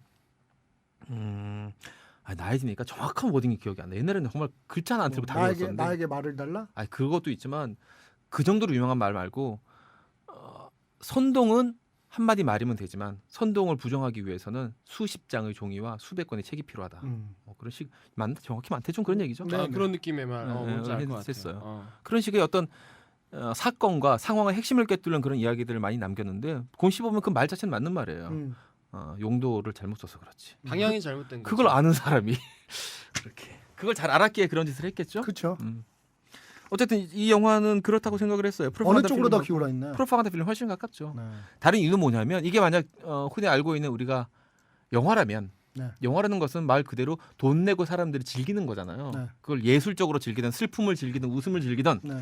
엔터테이닝이란 말이죠. 비즈니스고 네. 그 측면에 대한 배려가 전혀 없어요. 단 한 가지 예를만 들어봐도 아까 제가 줄거리 얘기를 하다가 했는데 배려가 있다 그러면 역시 친한 장면이 지는 장면. 하여튼 이거는 배려가 전혀 없어요. 전혀 없고 그 배려 있었던 걸로 할게요. 생각해 보니까 굉장히 배려했네요. 김기덕 감독님 치고는 배려가 좀 약하셨어요. 약했어. 이게 최소한의 배려. 정말 최소한의 배려. 계속 똑같은 장면들이 반복되잖아요. 이게 프로파간다 필름의 특징이에요. 주입식이라는 거죠. 프로파간다 필름은. 마찬가지로 주입하기 위해서 계속 반복해서 그래서 계속 그 소리를 내는 거예요? 지금 주입하려고? 계속 주입하는 거야. 프로파간다 사운드? 나 부다 사운드 말고 프로파간다 사운드 하나 만들려고. 그래요. 그 점이 근데 그 안타깝지 않았고 그런 영화 좀 알고 봤기 때문에 별로 실망은 안 했어요. 그런 영화 좀 알고 봤고 노골적으로 그 노무현 대통령에 대한 고 노무현 대통령에 대한 오마주라고 얘기했나요? 뭐라고 얘기했나요? 정확한 바치는 영화다라는. Dedicated to 어. law라고 했는데 저는 그렇게 생각하지 않았어요. 그렇게 의도를 만들었다면 좀 다른 느낌이었고 오히려 이것은 특정한 어떤 노무현이라는 인물보다는 민주주의란 무엇인가에 대한 민주주의 방법론에 대한 고민. 그 살해당한 여고생 이름이 오민주잖아요. 네. 민주주의의 실천 방법론에 대한 처절한 고민의 기록이다. 이렇게 봐고 싶습니다. 말은 멋있는데. 근데 괴벨스예요. 말은 잘해. 말은 씨발 나 근데 따로 이제 사람이 없어. 여지껏 우리가 살아오면서 그런 민주주의에 대한 실천과 어떤 치열한 그 자기 고민을 했던 가장 대표적인 인물이 노무현 그렇죠. 대통령이잖아요. 그러니까 그에게 바친 영화라고 할 수도 있는 거죠. 어찌 보면 가장 그 민주주의에 대해서 치열하게 고민했던 분에 대한 가장 영화니까. 치열하게 한 거 맞나요? 다 재봤어요? 그 권리장전 쓴 사람 아니에요 혹시? 그 사람이 오리지널이고 노무현 대통령 약간 우라카이 아니에요? 원래 제일 200년 전 했는데 그 사람은 300년 전 했는데. 당신 우라카이 좋아하잖아. 그래서 제가 노무현 대통령 좋아하잖아요. 근데 저는 보면서 또 하나 느낀 건 이 김기덕 감독이 이 영화의 결론을 내지 않고 있거든요. 네. 그래서 이 사람이 노무현을 정말 좋아하나 생각도 했어요. 노무현에 대해서 고민을 많이 했지 정말로 좋아하나? 그쪽을 편애하거나 편향한다는 생각은 전혀 안 들었거든요. 오히려 이 영화들은 우리가 흔히 나쁜 의미로 쓰이는 좌빨들에 대한 비웃음 같이도 느껴졌어요. 저는 정말로 그렇게 느껴졌거든요.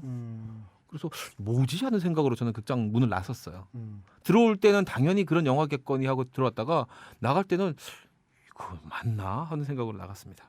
저는 그 모호함이 그 어떤 최소한의 모호함이 그나마 그래도 이게 김기덕 감독의 영화니까 갖고 있는 아까 제가 거의 예술적인 어떤 그런 느낌이 영상적으로는 예, 없어요. 없다 그랬잖아요. 없어요. 영상적으로도 그렇고 내러티브적으로도 전혀 그렇고 없죠. 그런 모함이 그나마 조금 그 예술성을 조금 약간 유지시켜 주는 게 아닌가라는 생각이 들더라고요. 저는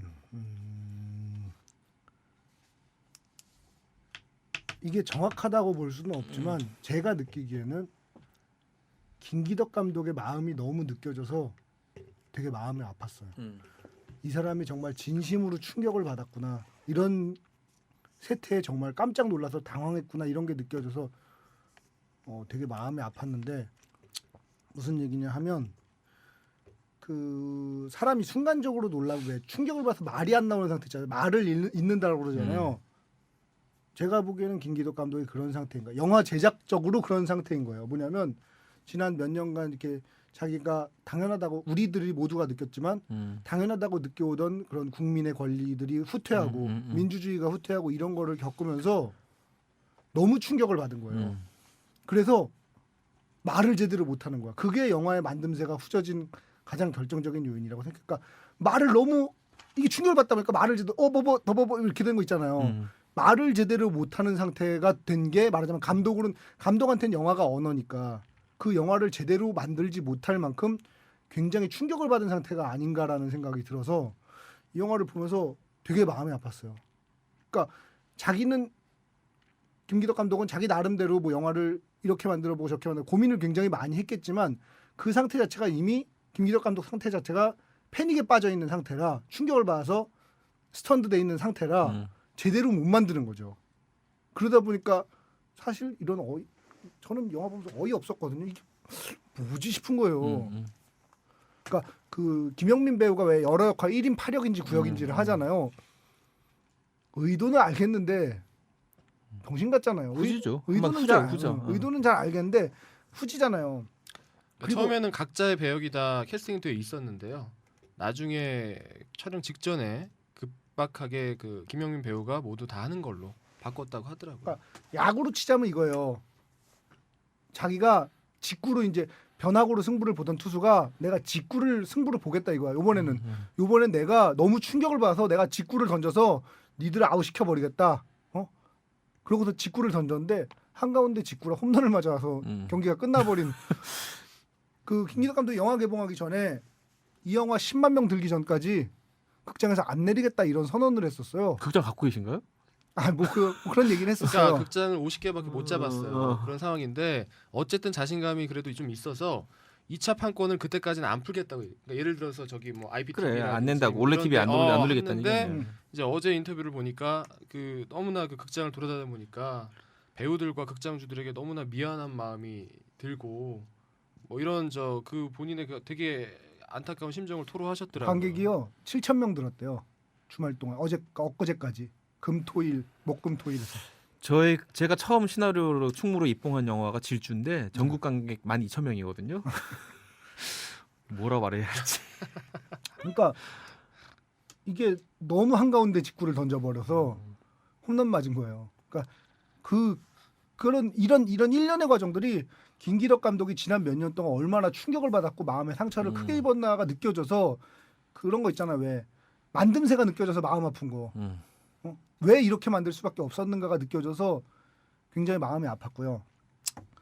그다음에 또 든 생각은 이게 연극으로 만들어졌으면 괜찮았을 거라는 생각이 들더라고요.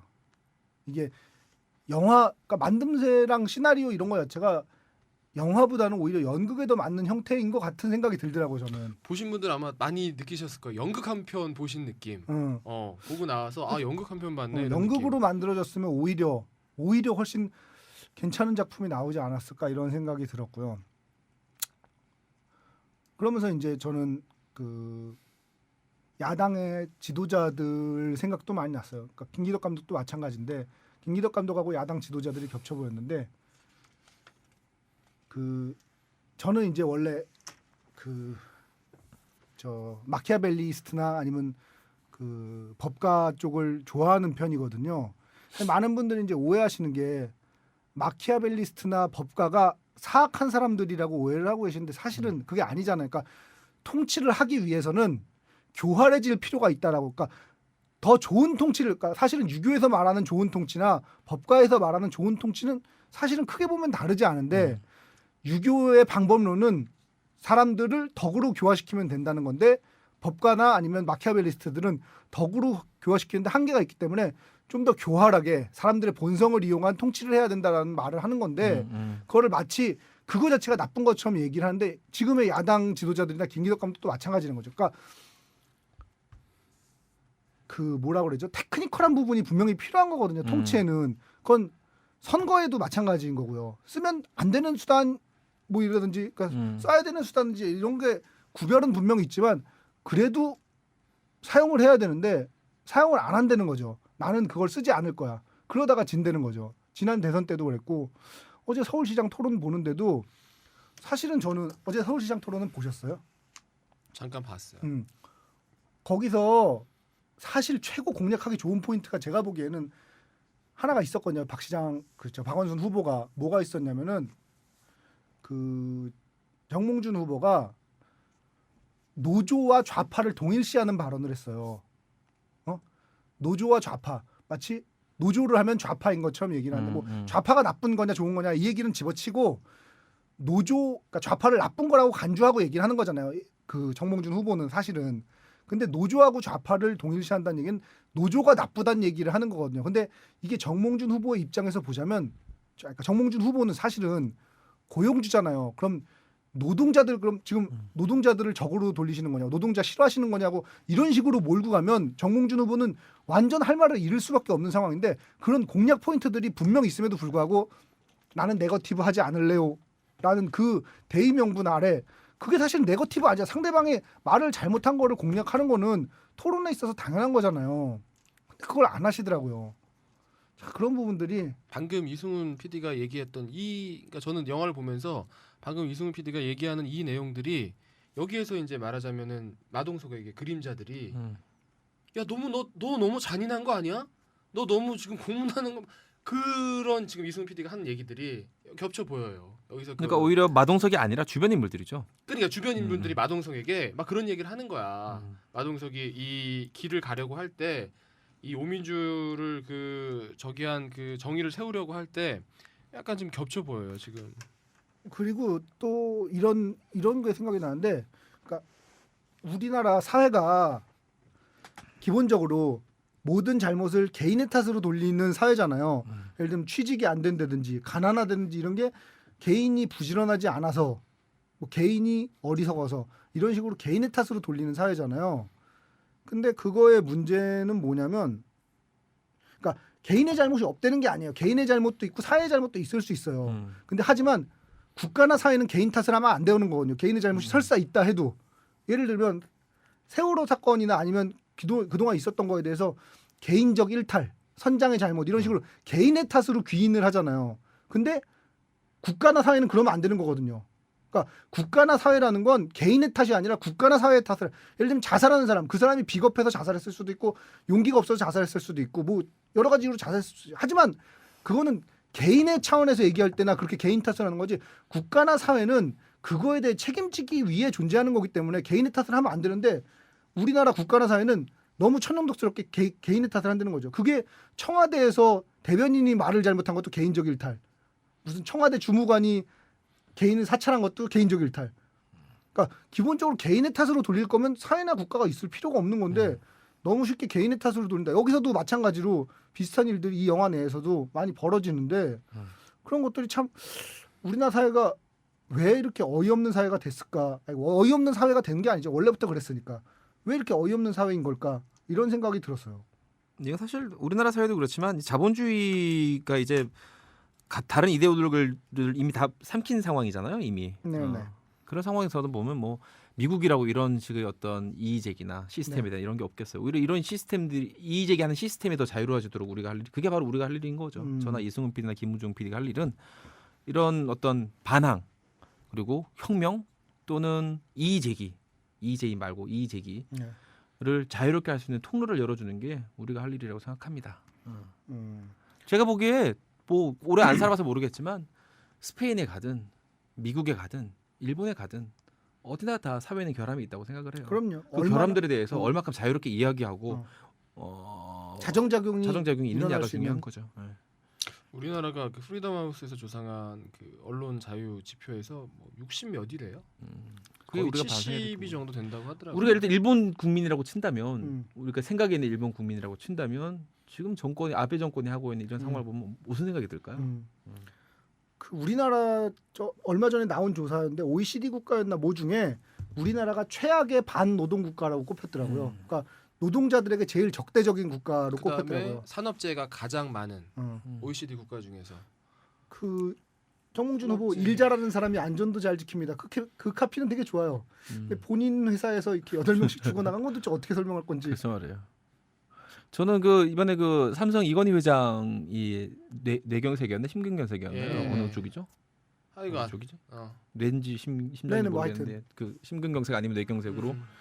쓰러졌을 때 이제 그 벌어진 일련의 그 프로세스를 보면서 네. 씁쓸하기도 했어요. 그렇죠. 그건 마치 제가 삼풍백화점 무너진 자리에 음. 그 으리으리한 음. 서초동 아크로비스타가 음. 세워져 있는 길을 매일매일 음. 제가 아들을 데리고 학원으로 데려다 줄 때 보는 심정하고 비슷한 느낌이었어요. 음. 그런 생각을 많이 했습니다. 그 상품 무너졌을 때 물론 그 상품백화점이 당시에 갤러리아 명품관과 더불어서 갤러리아 백화점과 더불어서 제일 좋은 백화점이었죠. 굉장히 좋은 백화점이었고 비싼 물건들이 많이 들어와 있었거든요. 그러니까. 그렇기 때문에 쇼핑객들 중에 물론 흔히 말하는 이제 뭐 강남 사람들, 상류층들 부자들, 많이 부자들이 많이 살기도 했지만 거기 직원들도 굉장히 많이 죽었어요. 그때는 이제 부류가 되게 섞여 있었죠. 지금 세월호 같은 경우는 뭐 절반 이상이 학생들이라면 거기는 굉장히 많은 섞여 있었는데 싸그리 다 밀어버리고 거기 주상복합을 지어서 그게 분양에 대성공을 해서 사람들이 거기 수십억 원짜리 집에서 살고 있다는 것은 거기 살고 굉장히 싶은가? 아이러니한 그게 자본주의예요. 무슨 얘기인지 잘 모르겠어요. 그래. 무슨 의미야? 아까 제가 프로파간다 필름 얘기할 때부터 저는 이미 무슨 얘기 잘 모르겠어요 지금. 막 전환 포텐킨 지금 머릿속에 지나가고 있어요. 지금 이미 저는. 몽타주식 오늘 의식의 흐름을 따른 진행을 그 계단 이름 뭐지? 오데사. 오데사 계단 막 이미 지금 머릿속에 계단 108 계단이에요 지금 머릿속에. 이게 이제 노무현 대통령에게 바치는 영화를 하는데 영화 속에서 발견한 노무현 대통령의 모습이 있다면 어떤 모습이 있었나요? 저는 제가 아까 그랬잖아요. 저는 그 발견 김기덕 감독의 못했어요? 의도에서 반대한다고. 노무현 대통령의 정반대적인 입장이 있어요. 저는 마동석이 노무현 대통령하고 정반대되는 입장이라고 생각을 해요. 어떤 노무현 대통령이 되뇌피질 한 구석에 계속 붙들어 매고 있던 인물이 바로 마동석이라고 생각합니다. 난 너무 멋있는 것 같아. 씨발 나 그냥 SBS 있으면 안 되고 시내 21 가고 싶은데 거기 월급이 더 적겠지? SBS 있겠습니다. 예. 그 무슨 말이야? 설명을 해. 해줄게. 잠깐만 저 오미자 계단 이거 한번 하고. 저기 기다리고. 자, 이 민주주의라는 건 우리 4학년짜리 애도 알아요. 민주주의가 뭐냐? 세 가지예요. 민주주의가 쫓는 이념과 그 이념을 쫓는 방법론은 똑같아요. 자유, 평등 그리고 인간에 대한 존엄이에요. 우리가 모두가 알고 있단 말이에요. 이거 모르는 사람은 사실은 아동들도 아니까 없다고 봐야 되죠. 유아들 정도 빼고는 다 안단 말이에요. 근데 문제는 뭐냐면 목적과 방법이 괴리해 있는 거예요. 자, 인간의 존엄성과 자유와 평등이 최대한으로 보장된 사회를 만드는 게 민주주의 목표예요. 그거는 권리장정이 나온 이후로 계속 이어져 내려오고 있는. 권리장정 왜 이렇게 좋아해요? 아는 게 그거밖에 없죠. 내가 봤을 때는 어제 저 집에 야, 알았어. 들어있는 야, 거 있잖아. 자, 권리청원. 좀 다르냐? 좀 달라? 다른 거죠. 뭐 하여튼 내가 빌 봤을 오브 라이츠 아니야, 이 내가 새끼들아. 어린이가 봐야 될 진짜. 세계사 명장면 100 보고 왔어 어제 내가 봤을 때. 자, 야, 하여튼 씨, 얄팍하다, 수백 진짜. 년 정도 이어진 민주주의 전통이 이제 앞으로도 지향해야 할 전통인 거죠. 근데 문제는 뭐냐면 이 자유와 평등, 인간에 대한 존엄을 지키는 방식으로는 자유와 평등, 인간에 대한 존엄을 지향하는 목표를 이루기가 굉장히 힘들다는 데 있어요. 그게 무슨 얘기예요? 어차피 이 민주주의라는 것은 특히 이제 정당 정치가 있기 때문에 네. 집권하고 있는 세력이 있고 네. 방해하고 있는 세력도 있고 네. 그 세력들은 집권하기 위해서 방해하기 위해서 갖은 수를 씁니다. 네. 그 수들은 대부분 비열하거나 저열하죠. 대부분 교묘하고 굉장히 지능적이고 폭력적이에요. 네. 자, 거기에 맞춰 우리는 자유와 평등과 인간의 존엄성을 지키는 방법으로 대항을 하다 보면은 밀리게 될 수밖에 없어요. 그러다 보면 우리도 똑같이 저열하고 비열하고 폭력적인 방식으로 선동적인 방식으로 맞서야 하느냐 이 고민이 남는 거죠. 노무현 대통령은 평생 고민하셨을 것 같아요. 내가 이루고자 하는 이상향, 즉 민주주의죠. 오민주로 대변되는 이걸 지키기 위해서는 방법론도 옳아야 해요.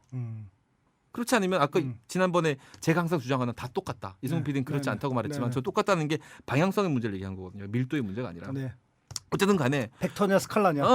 어쨌든 간에 이 방법론을 내가 잘못된 방법론을 선택한다면 그 목표도 더럽혀질 수밖에 없다는 고민을 계속 하셨을 것 같아요. 그렇죠. 제가 그나마 우리 노무현 고 대통령하고 밥이라도 한번 먹은 사람 아닙니까? 셋 중에서. 우리가 남이가 밥 한 번 먹었다 이거야 나는 그래도. 이 새끼 뭐 김기춘 아니야. 왔다 갔다 해요 지금. 거기서 그 얘기가 왜 나오냐? 그랬는데 좀 안다 이거야 나는. 그래서 한 번 그래도 나는 1시간 이상 독대를 한 사람이란 말이야. 그래서 고민하셨을 것 같아요. 고민하신 분이라는 걸 제가 알고 있어요. 근데도 그랬어? 아는데 그 고민에 대한 말하자면 파우스트 같이 꾸물꾸물하는 인물이 마동석인 거예요. 야 씨발 필요 없어. 이기는 게 장땡이야. 너 그딴 식으로 해가지고는 너 죽을 때까지 한 번도 못 이긴다. 야 까. 쟤들도 나쁜 짓 하잖아. 씨발 저런 나쁜 새끼들 잡는데 우리가 좀 사람 때리면 어때?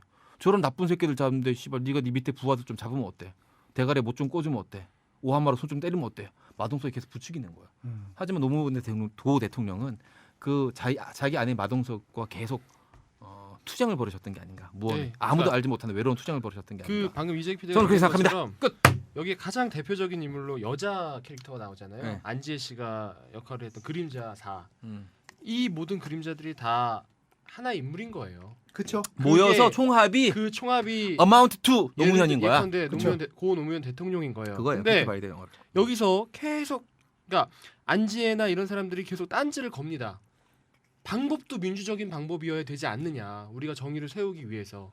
근데 이제 결론적으로 말을 해서 마지막에 결국 그 아까 이재 PD가 지적했던 대내피질 한 구석에 있는 마동석조차도 포기를 합니다. 그리고 그 아까 얘기했던 사찰로 올라가서 그 상징적인 그 누가 봐도 상징적으로 뻔히 어떤 느낌인지 알 것 같은 그 바위 위에서 올라가서 테러를 그대로 부엉. 아무런 단 1초의 저항도 없이 그냥 맞죠. 그렇게 이제 부엉이 소리 한번 내봐요. 부황. 부황 뜬 사람들 부황 한번 들려줘 부황. 근데 이재 PD가 얘기한 것처럼 그게 정말 어려운 싸움인 거예요. 그런 싸움이죠. 아주 쉬운 극단적인 예를 하나 들어볼게요. 여기에 이렇게 방 안에 100명이 있는데 어떤 한 미친 놈이 엄청난 기관총을 갖고 100명을 다 쏴 죽이려고 해요. 그게 눈앞에 보여. 나도 기관총이 있어. 그럼 이놈을 쏴 죽이는 게 이 100명의 사람들을 살리는 길이잖아요. 근데 이거 쏴 죽이는 것조차도 나는 재판을 해서 정확하게 얘를 어떻게 해서 얘가 뭐가 잘못인지를 따지고 잘잘못을 따지고 해가지고 얘를 쏴 죽여야 돼. 그 사이에 얘가 나머지 100명을 다 쏴 죽일 수도 있단 말이야. 그게 보네포 목사의 고민이었던 그렇죠. 거죠. 미친 기관사를 미친 버스 운전사를 그럼 나는 어떻게 해야 돼? 이 상황에서. 그러니까 그게 본질적으로 태생적으로 안고 있는 약점일 수밖에 없는 거예요. 그게 이제 그 한 개인으로서의 고민인데 최근에 김종철 선생님이 그 다른 고민을 한 차원 높여서 저는 새로운 고민을 내놨다고 생각해요. 이제 그러니까 세월호 사건으로 인해 우리가 가만히 있으라고 하는데 가만히 있으면 안 된다는 게 증명이 됐잖아요. 이제 가만히 있으면 안 되는 거잖아요. 그럼 가만히 있지 않으면 어떻게 할 것이냐? 이거에 대해 이제 김종철 선생님이 하신 얘기는 불복종 운동을 얘기를 하셨어요. 우리가 이제 고민해야 될 건 이제 그런 내 개인으로서 저 버스 운전사를 끌어내리느냐 마냐, 기관총 든 사람을 쏴 죽이느냐 마냐, 그걸 뭐 방법론이 아니라 불복종을 하는데 그 불복종을 어떻게 해야 되느냐라는 그런 차원의 고민을 최근에 이제 내놓으셨더라고요. 저는 굉장히 의미 있는 진보라고 생각했어요. 그걸 보고선 우리나라 사회가 발전하고 있구나라는 생각이 드는 게 그런 식으로 한 단계 속도는 느리지만 속도는 느리지만 민주주의라는 거는 역사의 수레바퀴라는 건 너무너무 거대해서 그 앞으로 나가는 게 잘 보이진 않지만 그래도 조금씩 앞으로 나아가고 있구나라는 생각이 들었습니다. 요즘 그 자주 회자되고 인용되는 말 중에 그 미친 운전수 얘기가 굉장히 많이 나오고 있잖아요. 또 누군가 이 말 누가 했는지 아세요? 완벽한 민주주의는 성자들의 마을에서만 가능하다. 제가 한 말이에요. 지금 지원했습니다. 별로 그럴듯하진 않았어요. 생각합니다. 어제 그 코믹한 기사 보셨어요? 무슨 자유대학생연합인지 자유모 연합에서 광화문에 나와서 자기 자리를 지키는 것이 거리에 나오지 말고 자기 자리를 지키는 게 뭐 미덕이다라고 그랬나 뭐 하여튼 그런 얘기를 했는데 제일 웃기는 건 그거예요. 지들이 무슨 이순신 장군도 아닌데 왜 자기들은 나오지 말라고 얘기를 해. 재밌는 친구들이네요. 아니 그러니까 이 코믹한 게 자기들이 자기 자리에 있으면서 그런 얘기를 했으면 그럴 수 있어요. 그거는 깎고 그게 옳으냐 그르냐를 떠나서 자기들이 무슨 강의실에서 그런 얘기를 하면 그럴 수 있어요. 자기 자리를 지키는 거니까. 근데 자기들은 광화문에 나와서 그런 얘기를 하는데 뭐 자기는 이순신 장군이라는 얘기 아니야. 병신들은 뭐지? 이런 생각이. 근데 거기 그 사진을 보면 정성님 작가 한번 찾아보세요. 멀쩡하게 생겼어요, 애들이. 오히려 잘생긴 쪽에 가까워. 그 찐따 같은 그런 애들은 아니에요. 생긴 게. 그리고 뭐지? 이게 뭐라고 비유해야 될지도 모르겠어요. 수영 자기는 막 수영을 하면서 여러분 수영하시면 안 돼요. 뭐 이런 건가? 저 그 지지난주에 생각났다. 뭐 소리 지르지 말란 말이야! 야 이 새끼야 소리 지르지 마! 소리 지르지 말라고! 되게 대박인데. 극장에 그거 있잖아. 거 좀 조용히 좀 합시다 이거. 정확한 비유. 내가 생각했지만 정확한 비유였어 이거. 야 너 욕하지 말라고 욕해봐. 야 이 개새끼야 존바라 새끼가 어디서 욕을 하고 지랄이야 미친 새끼가. 정확한 비유였어. 야 정확해. 김은종 천재야. 천재야. 정확한 비유였어. 김은종은 쓰레기지만 천재야. 개쓰레기지만 천재입니다. 어우 적절한 비유야. 오늘 방송 이걸로 끝났네. 오늘의 오도시로. 근데 진짜 걔들 보고선 이 뭐라고 해석해야 될지 그러니까 걔들이 뭐 알바일 수도 있고 아니면 본인들 뜻으로 나왔을 수도 있고 뭐 여러 가지가 있을 수 있겠지만 뭐지? 여러분 자기 자리를 지켜야 합니다 하면서 자기 자리를 안 지키는 거 진짜. 그러지 이게 말자. 사람의 그 행동이나 이 판단을 우리가 이 머리가 결정한다고 많이들 믿잖아요. 또 네. 실제로 그런 부분도 있긴 하지만 사실 우리 그 감성적인 부분, 감정이 결정짓죠. 기본은 대부분 호르몬 작용이에요. 호르몬.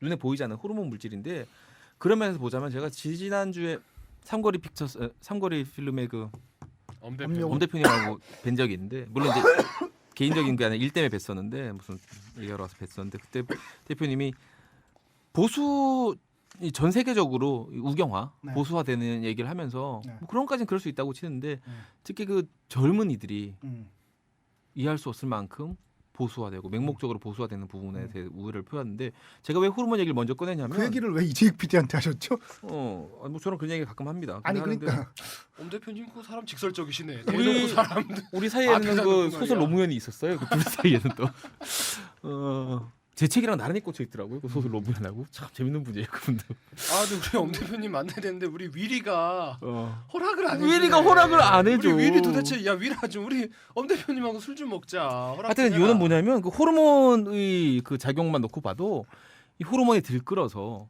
가만히 있어도 저항하고 반항하고 반대할 수밖에 없는 호르몬 작용이 있는 19세, 18세, 20세 초반 이때 친구들이 자기 자리를 지켜라 이렇게 말한다는 것은 생물학적으로 봐도 이상한 일입니다. 그것은. 그렇죠. 예. 그러니까 사실은 그 생물학적으로 봐도 이상한 일이에요. 예. 락 음악이라는 거를 헤비메탈 락 음악이라는 건 되게 저항의 상징이잖아. 기존 인습 이런 거에 반대하는 락커가 말 잘 듣는 락커. 그 모범생 락커. 자, 그 연주하겠습니다. 여러분. 꼭 인사하고. 들어갈게요. 그 예전에 공연 중에는 소리 지르지 마세요. 박수 치시면 안 됩니다. 박수는 연주가 다 끝난 다음에 쳐주세요. 예전에 혹시 스트라이퍼라는 그룹 스트라이퍼 알죠? CCM 그룹. 그 Honestly. 거기에 보면 1집 제목이 Worship the King 뭐 이런 게 있어요. 근데 얘네들이 락커야. 그 제목 중 인상적인 제목은 보통 막 슬레이어 이런 거는 막 엔젤 데스 막 이런 제목들이에요. 근데 걔네 노래 제목도 처음에는 멋있어. To Hell with the Devil입니다. 데블을 데리고 지옥 데블을 저게 넣는 거야. 아니, To Hell with you 이런 게 아니라 To Hell with the Devil. 그게 한참 그때는 왜 부모님 말에도 그냥 이유 없이 반항하게 되고 이럴 그럴 때죠. 때잖아요. 그 제임스 틴의 이유 없는 반항이라는 오래된 영화도 있죠. 그런 때인데 어떻게 이렇게 순종적이 되는지 그건 신기하긴 해요. 사실. 지금 굉장히 보수화가 되어 있는 지금 제가 나이가 40인데 그 저조차도 10대 후반 20대 초에는 굉장했어요. 정말로. 온갖 불만과 막 그런 지금도 불만 불만은 없어요. 지금 제가 무슨 불만이 있어요. 있는 것 같은데. 약간 있습니다. 그 약간. 저기 뭐야 그 영화 보셨죠? 내 깡패 같은 애인 영화 보셨죠? 그 우리 카페 저 어디지? 카페 올려주신 거. 카페에 올린 거 보셨죠 그거? 그 박중훈 그 깡패 역할로 나오는 박중훈 씨가 이런 얘기를 해요. 정유민인가 그 애한테. 요즘 젊은 애들 왜 이렇게 착해? 취직이 안 되면 다 지 탓인 줄 알아요. 그런 이렇게 라면 먹으면서 분식집에서 껄렁껄렁한 깡패인데 박중훈이 그런 얘기를 하는 대사가 나와요. 근데 그거 보면서 진짜 되게 마음에 와닿더라고요. 요즘 젊은이들이 예를 들어서 뭐 직장이 없고 이런 것들이 물론 개인의 탓도 있지만 구조적으로 잘못된 부분이 먼저 선행적으로 그렇죠. 의자가 9개밖에 해결이 없는데 우리가 12명인데 어떻게 해? 돼야 된다는 얘기죠. 뭐 의자가 진짜 2개밖에 없는데 10명 중에 2개밖에 없는데 아니 그럼 그 2개 안에 들어가라고 물론 외치는 사람도 있겠지만 기본적으로 의자를 한 최소한 8개, 9개 정도는 만들어주고 안에 들어가라고 외치는 게 어른들의 몫이 아닌가 싶어요. 말도 안 되게 2개 만들어놓고서 이길 수 있어, 너는 차지할 수 있어라고 얘기하는 건 말이 안 되는 것 같아요. 그러니까 분명한 건 개인의 탓을 하는 국가나 사회는 잘못된 거라는 거죠. 그렇죠. 국가나 사회란 건 개인의 탓을 하지 않기 위해 존재하는 거기 때문에 만약에 어떤 국가나 어떤 집단이나 어떤 사회가 개인의 탓을 한다. 그럼 그 집단이나 그 국가나 그 사회는 잘못된 거라고 전 단언코 얘기할 수 있습니다. 그 이 제목의 의미 뭘까요? 1대1. 1대1의 제목의 의미는 뭘까요? 나는 누구인가는 제목의 의미를 알겠어. 전 정확히 알겠는데요. 뭐죠? 동점이라는 얘기예요. 동점. 1대1. 스코어 1대1. 저는 다르게 해석하죠. 저는 그렇게 생각해요. 물론 영어 제목은 맨온맨 원온원. 그 농구에서 1대1 한다고 그럴 때 원온원이라고 하는. 동점이라고 생각해요. 왜 동점이에요? 이게 가지기 위해서는 점수를 줄 수밖에 없어요. 골을 넣기 위해서는 골을 먹을 수밖에 없는 게임이라는 거죠. 민주주의라는 것은. 목적을 이루기 위해서는 나도 더러워질 수밖에 없는 게임. 1대1이다 생각합니다. 이직 PD가 하는 말은 참 철학적이죠. 어렵네요. 네. 대뇌피질로 이제 이해해야 돼요. 그러니까 이게 대뇌피질로 한 골을 넣는 순간 자동적으로 나도 한 골을 먹게 되는 거예요. 1대1. 김은종 PD 어떻게 생각하세요? 저 얼바인 어떻게 생각해 내 말? 턱. 그렇지. 오빠는 멋있어. 말 섞기 싫대. 정말 마지못해 정말 좀. 말 섞기 싫대. 야, 난 정선임 작가 오래 봤지만 저렇게 떨떠름한 표정은 한 2년 만에 처음 보는 것 같아요. 제가 정선임 작가의 마음을 이승훈식으로 표현하면 이렇게 표현할 수 있습니다. 뭔가요? 뭐지 이 씹새끼는. 설마 그거였어? 야, 정선임 빵 터졌어. 맞나 봐. 정확하지? 설마?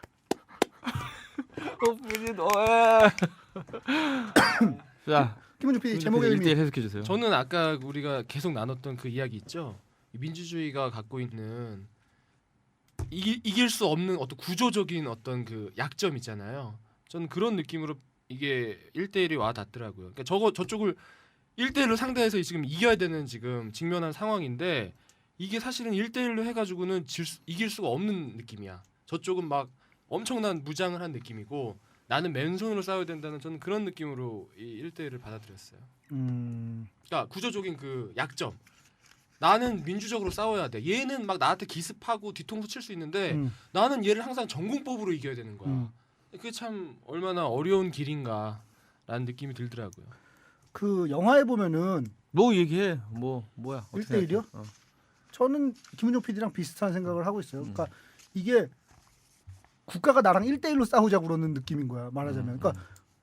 그러니까 1대1로 싸우지 말자라는 얘기를 하고 싶은 것 같은데 모두 힘을 합쳐 싸우자 이런 얘기를 하고 싶은 것 같은데 어쨌든 국가와 개인의 대결이라는 의미로 1대1이 아닌가 저는 그렇게 받아들였습니다. 그 영화에 보면 그런 얘기 자주 해요. 난 시킨 대로 했을 뿐이다. 나는 위에서 명령한 대로 했을 뿐이다. 근데 그런 사람들이 실제로도 많이 있다는 거죠. 예를 들면 그 제일 대표적인 표현이 나는 칼이야. 그냥 칼은 쓰는 사람이 쓰는 대로 그냥 써는 거지. 내가 무슨 잘못이 있어라고 말하는 사람도 있잖아.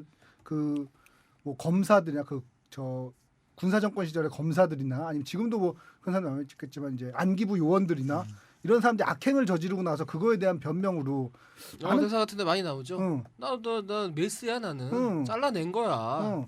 그냥 쓰는 사람이 쓰는 대로 썼을 뿐이야. 뭘 이렇게 멀리 가요? 우리 저 방송국에서 많은데. 네, 우리 자신을 봐야죠. 방송국에도 많습니다. 매일매일 비일비재하게 일어납니다.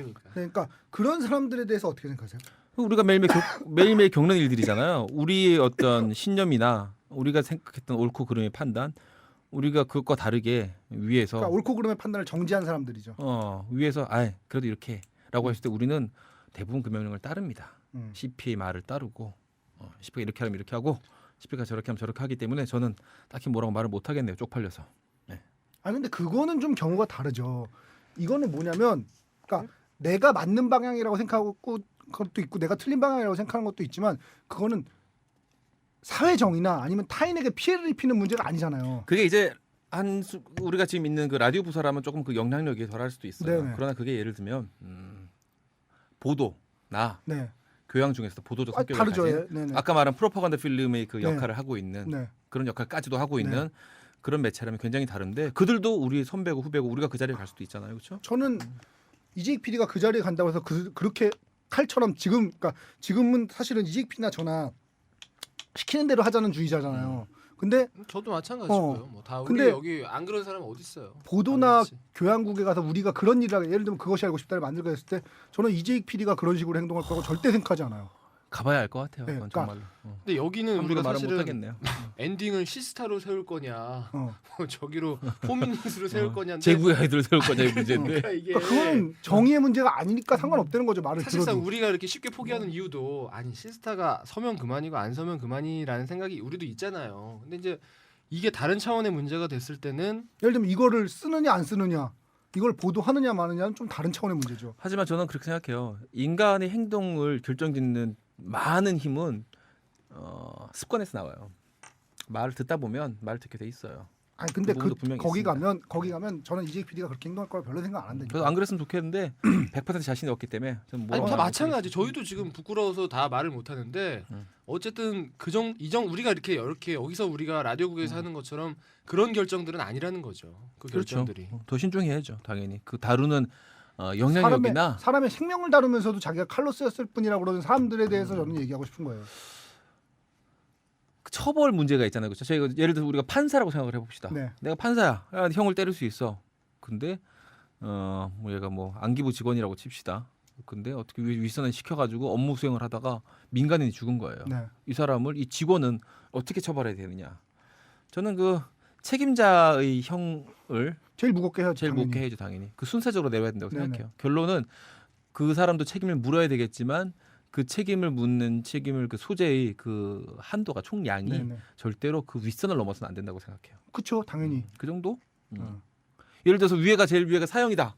네. 쭉쭉 내려오다가 밑에서 그냥 방아쇠를 당겼던 뭐 의무 경찰 또는 우리 후배들일 수도 있는 뭐 당시 군 복무를 하고 있었던 네.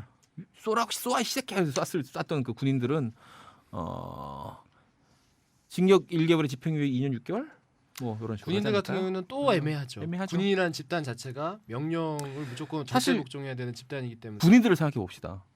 이 사람들의 일을 우리나라는 물론 이제 의무 그 징병제이기 때문에 조금 더 애매하긴 한데 네네. 문제가 복잡해지는데 어쨌든 그 대가로 월급을 받고 네. 모두가 똑같이 대한민국 국민이라면 똑같이 이제 그 군필의 네. 의무를 갖게 되잖아요. 네네.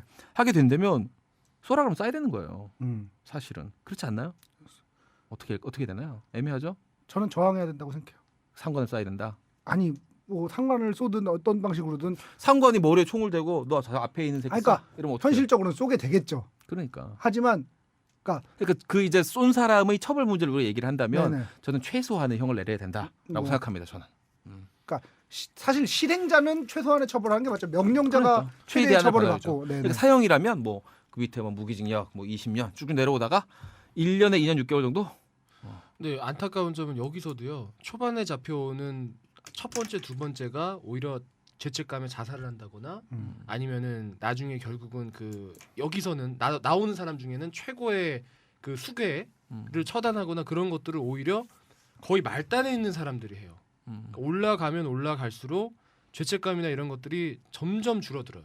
그러니까 오히려 박하사탕 같은 영화에서도 그렇잖아요. 실행자가 제일 괴로워하잖아요. 그렇죠. 어. 사실은 그게 페이스 투 페이스를 하니까 네. 그게 참 아이러니하죠, 그렇죠? 여기서도 그 정의세라는 인물은 결국은 자살을 말하자면 가장 큰 죄를 저지른 새끼들은 자기가 직접 눈으로 안 보고 내가 직접 안 문제 죽였으니까 없어요. 말밖에 안 했으니까. 죄책감으로부터도 자유로운 거예요. 죄책감이 심지어. 희석되는 거죠. 희석되는 거죠. 사실은 가장 큰 죄의 형량은 그쪽에 있음에도 불구하고 그 안타까운 거죠. 저는 뭐 그렇게 생각해요. 그러니까 이렇게 칼로 쓰이면서 칼로 쓰였을 뿐이라는 사람도 있는데 거기서 한 발 더 나가서 여기도 나오는데 내가 애국자야 이런 얘기를 하는 사람들이 실제로도 있다는 거죠.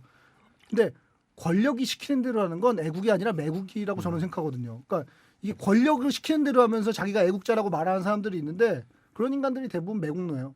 그런 인간들이 대부분 친일파가 되는 거고. 근데 아까 이재익 PD가 얘기했던 습관 얘기가 되게 무서운 게 그럼 이게 점점 듣다 보면 듣게 돼요. 올라갈수록 밑에 말단애들은 타성에 젖어 오히려 있어. 양심의 가책을 느끼고 처단을 하거나 자살을 하거나 자기 죄값을 치르려고 하는데 올라갈수록 확신범이 돼요.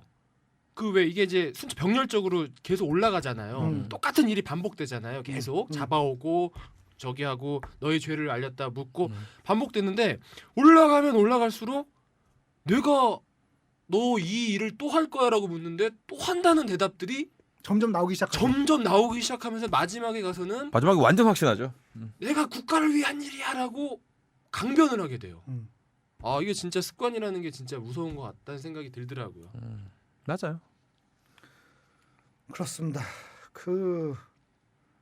이 영화 중에서 마동석이 이제 최종 보스를 죽일 상황이 되자 사람들이 막 이탈을 하잖아요. 그 이탈하는 사람들의 심리는 뭘까요?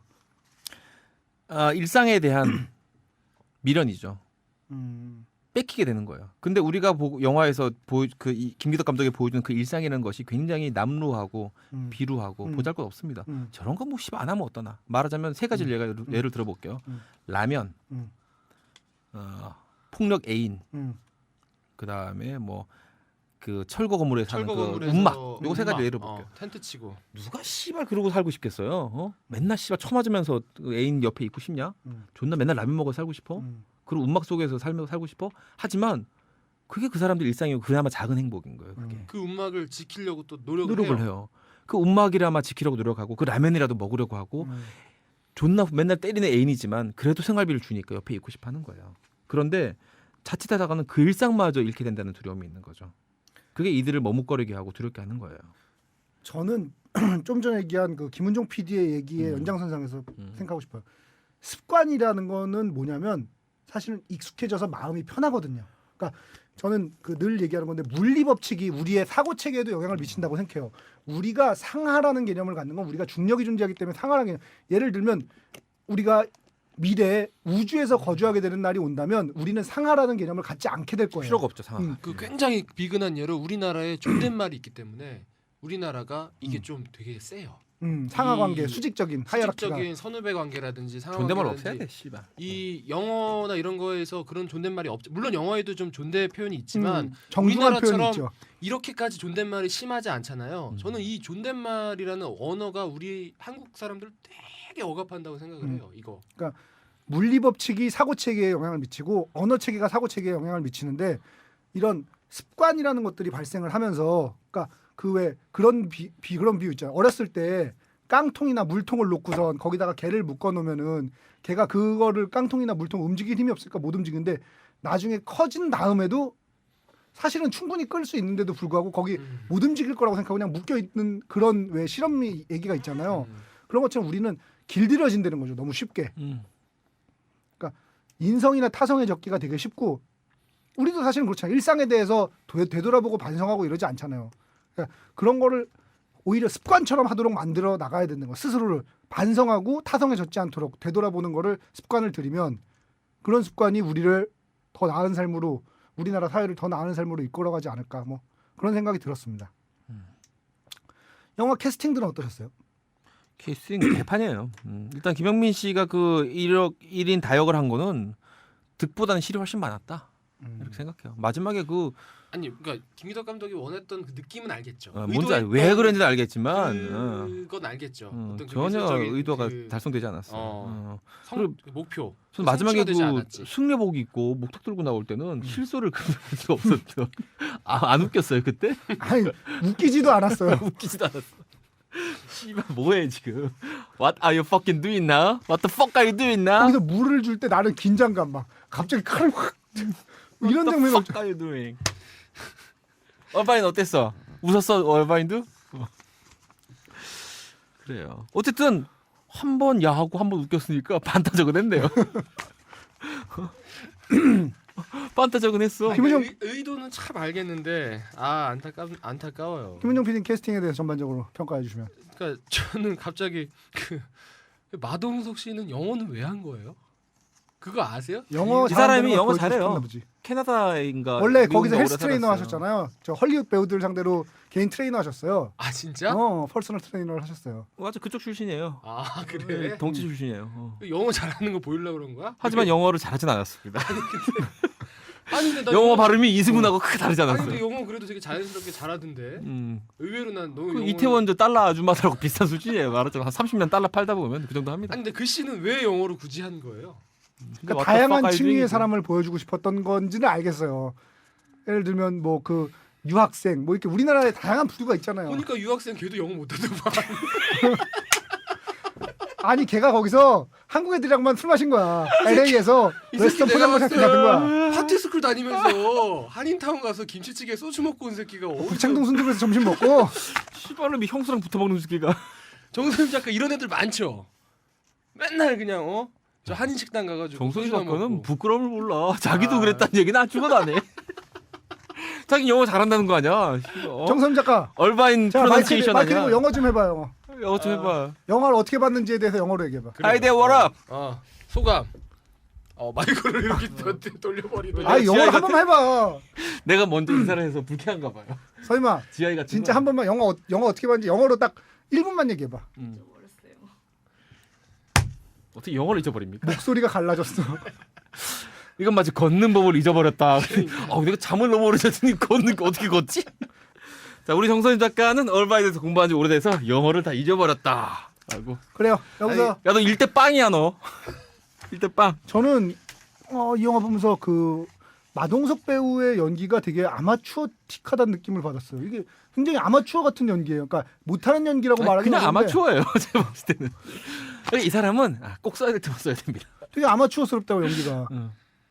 아직 그러니까 명배우들은 어떤 역을 해도 자기 색깔로 그 역을 소화하는 반면 어떤 배우들은 아니, 그러니까 자기한테 꼭 맞는 역은 잘해요. 그러니까 여러 가지 마동석은 후자다. 명배우가 두 가지가 종류가 있잖아요. 그 역이 돼버리는 배우가 있고 그 역을 땡기는 배우가 있는데 마동석이라는 배우는 그냥 자기 생활을 하는 배우. 그냥 생활이 이제 뭐 건달, 뭐 헬스 트레이너, 뭐 파이터 잘 어울려요. 그러니까 이 마동석 배우는 그냥 코믹 연기나 좀 하셔야 되는 게 아니고. 제가 볼 때 이 마동석은 그 그림자를 했어야 돼요. 그림자 리더 말고. 하여튼 이렇게 좀 아마추어틱하다는 느낌을 강하게 받았어요 연기를 보니까. 그리고 누가 봐도 폭력적으로 생긴 사람을 음. 리더로 놓으니까 영화가 너무 유치한 거예요. 사실 그 여자가 리더였으면 어땠을까 생각을 했었어요. 예컨 아니면 김준기 씨 리더. 같은 되게 나약해 보이는 사람 있죠. 그런 사람이 리더고 마동석은 그림자를 했어야 되지 오히려 않나. 어느 순간 가서 그만하자고 하는 역할을 그러니까, 했어도 좋았을 것 아니 같아요. 이렇게 갔어야죠. 사실은 영화적으로 보자면 마동석이 리더인 것처럼 나왔는데 나중에 한 중반 넘어서면서 까고 보니까 김준기 씨가 리더였다든지 뭐 이런 식으로. 수나 그건 다른 영화잖아. 그러면은 다른 영화가 돼버리고 반전 영화가 되잖아. 그래요. 그래요. 우리가 지금 사실 이렇게 얘기하는 게 의미는 없어요. 왜냐하면 아까 이재 PD가 초반에 얘기했잖아요. 이거는 프로파간다 필름이에요. 예술적인 어떤 측면에서는 볼 수 굉장히 김미덕 영화치고는 함량 미달이다. 다른 측면에서 이 영화를 보셔야 될 것 같습니다. 자, 차cat 갑시다. 어우, 강력한 게 하나 있어가지고. 뭐. 우리 그 유학생과 그 형수는 정말 심각합니다. 걔 어떻게 하려 그래? 내가 볼 때는 그거는 100% 100%입니다. 정도가 아니라 제가 볼 때는 조만간 형이랑 이혼하고 동생하고 얼바인으로 떠날 것 같아요. 살다 우리나라 돌아와서 영어를 한 마디도 못하는 에이, 그런 형수가 될 것 그렇진 같아요. 않은 게 쩐주가 필요하기 때문에 형은 계속 모르고 당하는. 너무 슬픈데. 그 10,000원짜리가 너무 쏠쏠치 않더라고. 좋지 않아. 보통 그 상황에서는 한 2개 주고 나가서 컵라면 사 먹으라고 하나나 2장 줘야 되는데 너무 많이 주더라고. 100%입니다. 예. 옷매무새도 염해주고 말이야. 김은정 PD 뭐 있어요? 여기 우리 이효리 씨 친구 안지혜 우리 그림자 4로 나온 여기 뭐 다죠 뭐. 다 다 모든 사람. 올 그림자. 저는 한 사람 누구요? 마동석 갖다 안 줬어요. 마동석. 안 줬어. 그렇게 빡 돌아가지고 아니 때리는데 너무 감정이 실려 있어. 이건 리더의 손찌검이 아니라 참. 저는 이렇게 생각합니다. 점점점. 김영민 씨와 안지희 씨가 너무 마음 아파해 맞을 때 100%죠. 너무 마음 아파하는 거야. 눈물을 줄줄줄줄줄줄. 아니 왜 자기 그 누구를 자기가 죽이려고 만난 사람인데 왜 그렇게 마음 아파할까? 눈물을 줄줄줄줄줄 흘리시죠. 또 뭐 있나요? 그 실제로 살다 보면 이 김영민 배우 같이 생긴 친구들이 잘 먹습니다. 이렇게 생긴 애들이 잘 데려가요. 이게 사실은 뭐라고 해야 되지? 처음 만나가지고 저는 좀 별론 것 같은데 하는데 뭐 술 마시다 보면 친절하고 딱히 폭력적일 것 같지도 않고 무난하고 뭐 친구들한테 데리고 가도 안 쪽팔릴 것 같고 적당히 해서 정신 차려 보면 누워 있고 뭐 막 이런 와중에 막 이런 친구들이 많아요. 이재 PD랑 좀 닮은 것 같기도 하고요. 아 그런가요? 지금 저도 모르게 또 제 얘기를 하고 있었네요. 그 김명민 배우랑 김영민 배우, 그러니까 김영민 배우가 김명민으로 아 오해받는. 그만해요. 미안하게 싫어. 왜 그래? 좀 미안하잖아요 그 형한테. 그럽시다. 그 형 그 복수의 산생 주인공 될 수도 있는데 지금. 그러네. 우리 주연 배우한테 그러지 그러네. 마세요. 저는- 아직 계약은 안 했지만. 그 저 카센터에서 일하는 친구 애인으로 나왔던 다방 레지 있죠. 네. 다방 오양 역의 어. 박소담 씨. 그 다방 오양하고 김영민 씨가 앉았다고 전 잤다고 앉았다고 뿜었어요. 네. 뿜었어요 지금 바지에. 아니 막 와가지고 그러잖아. 회만 처먹고 뭐 막 이렇게 막 궁시렁 되잖아. 근데 그 전에 강력한 표현 많이 듣던 표현 하나 있잖아요. 뭐죠? 뭐 있었죠? 네. 키스는 안 된다니까. 많이 들어봤나 봐요. 얼마나 들어봤길래 새끼야. 그걸 아직까지 기억하고 있어. 그건 대학교 3학년 이후로 잊어버려야지. 아직까지 기억하고 있으면 트여동 쌍봉볼링장의 추억을 아직까지 기억하고 있으면 어떡해. 이제 잊어버려 머릿속에서. 미아리 천호동 다 잊어버리라고. 그래서 카센터 주인 김영민 씨와 다방 레지는 어떻게 생각합니까? 잤어요. 왜냐면 진짜 안 줬으면은 그렇게 막 먹어놓고 민망하니까 아씨 이번 안 주네 끝까지 먹은 거예요. 그런 거야. 경험이 있구나. 아, 새끼 1대1인데? 1대1이야. 원언원.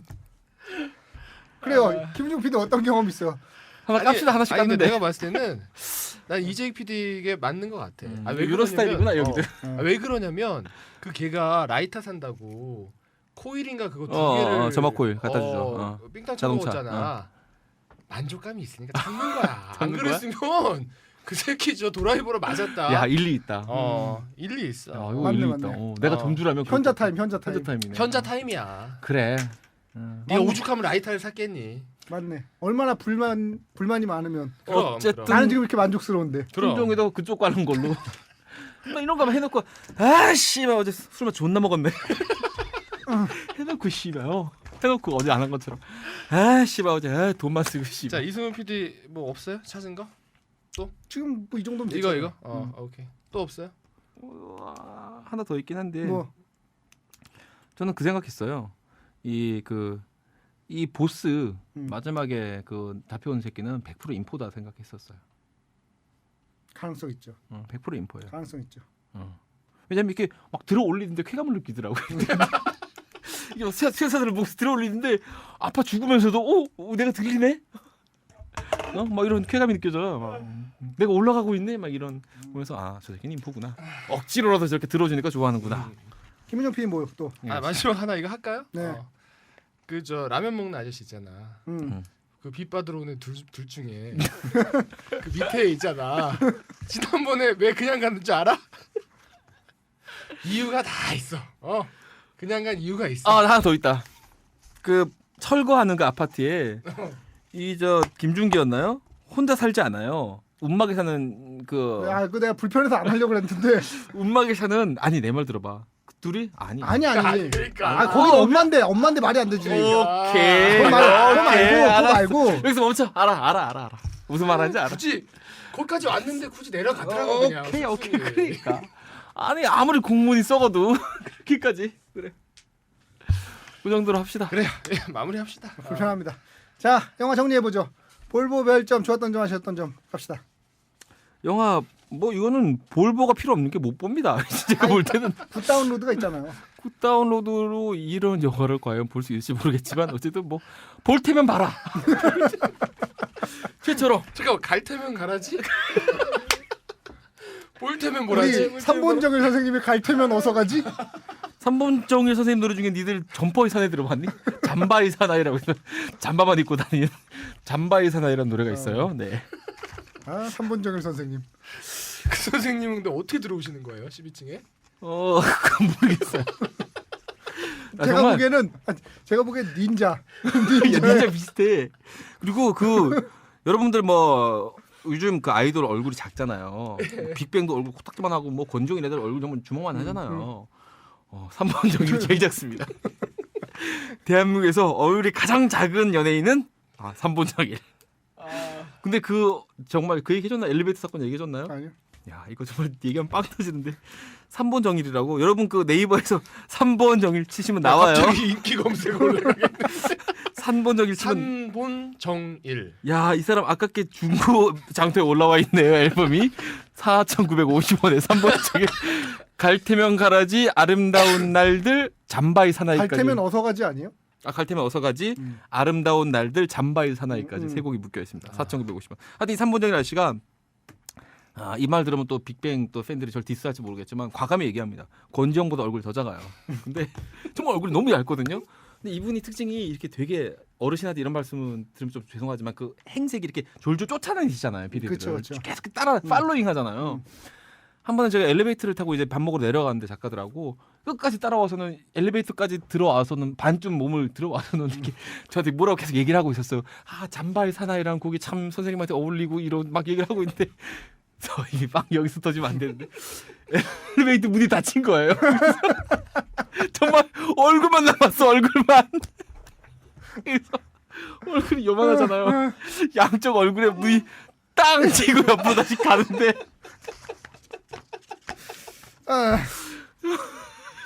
좀 사람 보고 웃으면 안 되는데 불쌍한 사람 보고 웃으면 안 되는데 정말 작가들이 빵 터진 거예요. 거기서 이건 주체할 수 없는 웃음이야. 근데 더욱 중요한 마지막 한 가지. 삼보정일 선생님이 어떻게 했는지 알아요? 그 다음에 엘리베이터를 같이 타셨어요. 그러면서 1층까지 내려갔는데 정말 그렇게 괴로운 엘리베이터는 처음이었어요. 저는 못 웃겠더라고요. 하여튼 자 이거 하나만 제가 도대기 하나 들어갈까요? 삼본정일 삼본정일이라 그 여기 지금 일을 안 하시는데 12층에 좀 연세가 많으신 정 무슨 작가님이라고 계셨었어요. 40대 후반 정도 되는 좀 연세 많은 작가님 계셨는데 이분이 어느 날 그 일본의 정대세 선수를 섭외를 하려고 우리가 이제 정대세 뭐 이런 훌륭한 분들이 이제 이슈에 오르면은 유명한 사람들 오르면 막 섭외 막 어떻게든 루트 찾아가지고 어떻게든 하죠. 인터뷰 따내잖아. 그래가지고 이분이 고심을 하다가 갑자기 그분과 같이 엘리베이터를 탔어요. 삼본정이라고. 그래서 엘리베이터 타고 사실 할 일도 없잖아. 또 이분은 또 열심히 저 작가 선생님하고는 이 점포의 남자가 잠바의 사나이가 어울릴 것 같다. 어울릴 것 같습니다. 막 얘기를 하다가 갑자기 이 작가님이 혹시 저 정대세 씨 아세요? 이분이 일본에서 왔으니까 정대세 씨 아세요?라고 물어본 거야. 그랬더니 이 삼본정일 씨가 그럼요 잘 알죠 그런 거야. 그래서 이 작가님이 갑자기 신나셔가지고 정대세 섭외하는 줄 알고 삼본정일 씨 정대세 잘한다고. 근데 좀 있다가 내가 삼본정일 씨하고 다시 통화해서 정대세 잡기로 했다고 그러신 거예요. 그래서 좀 있다가 다시 전화를 했더니 삼본정일 씨가 저 정대세 잘 알긴 하는데 우리가 박지성 알듯이 잘하는 거야. 정대세 잘 알죠. 정대세 잘 알죠. 기억이 많이 맞다. 이 작가님이 그럼 섭외를 어떻게 연락처를 좋네 아주. 축구팀에 전화하면 알걸요? 이러신 거야. 삼본정일 아저씨. 정말. 눈물 나. 12층에 그 굉장히 다양한 에피소드를 던져주셔요. 별점은 2개 드리겠습니다. 네. 아니야 3본정일 때만 더 드리겠습니다. 3개. 좋았던 점 하셨던 점. 좋았던 점은 고민이 얼마나 치열했는지 느껴질 수 있어서 굉장히 좋았고요. 아까 제가 처음에 내세웠던 그 되뇌피질 속의 노무현 론 그게 만족석이었다. 그걸 생각하고 보면 굉장히 또 노무현 대통령에 대해 향수가 그득하신 분은 그분의 고민까지 같이 공감할 수 있는 계기가 되지 않을까. 근데 심지어 생각합니다. 거기서의 그 되뇌피질 속의 마동석조차도 심지어 마지막에는 그거를 포기해버렸잖아요. 그 정당하지 않은 방법을. 네네. 김은정 PD. 예, 저도 꼭 볼 드리고요. 별 5개 드리고 이 영화는 진짜 꼭 한번 좀 그 김기덕 감독이나 아니면 예술적인 이런 완성도를 좀 차치하시고 그냥 보셨으면 하는 그런 바람이 있습니다. 알겠습니다. 저는 보지 말 드리고요. 별점 1.5 드리겠습니다. 뭐 좋았던 점 별로 없고요. 아쉬웠던 점은 의도는 잘 알겠는데 그 의도가 전혀 살지 않도록 영화를 만들었다는 점이 참 아쉬웠습니다. 의도에 별 5개 드렸어요. 그분의 의도. 알겠습니다. 여기서 얘기 정리해보죠. 다음 주에는 영화 엑스맨 할 거고 그 다음 주에는 드니 빌레브 감독의 에너미를 할 텐데 아마 에너미가 이번 주에 개봉인데 미리 보십시오. 올해 상영을 못 할 수도 있어요. 그 에너미. 우리 저 예매권 몇 장 드릴 수 있나요? 20장? 10상 우리 볼 거 빼고 7장 그럼 되겠네. 7장. 하여튼 저 그 에너미 저 예매권 이벤트 하니까 드니 빌레브 감독 저희가 사랑하는 감독 드니 빌레브 감독의 에너미 저 예매권 드리니까요. 예매권 신청해 주시면은 말머리 뭘로 할까요? 3번 정일이요. 3번 진짜 좋다. 야, 이 새끼 야, 진짜 천재다. 알겠습니다. 말머리 3번 정일로 예매권 신청해 주시면은 예매권 한 5상 정도 드리도록 하겠습니다. 자, 그러면 다음 주 엑스맨, 그 다음 주 에너미. 자, 메일 주소 소개해 주시죠. 네, 메일 주소 다시 소개하겠습니다. 메일 주소 시네타운19 숫자 19가 들어갑니다. CINETOWN 숫자 19 @gmail.com. 오늘 4일째 방송 들으시고 계실 텐데요. 네, 오랜만에 아니고 처음으로 방송 4일 연속 올려봤고요. 네, 다음 주에 다시 찾아뵙도록 하겠습니다. 여러분 듣느라 고생 많으셨습니다. 감사합니다. 안녕. 이게 이번 주의 마지막이구나.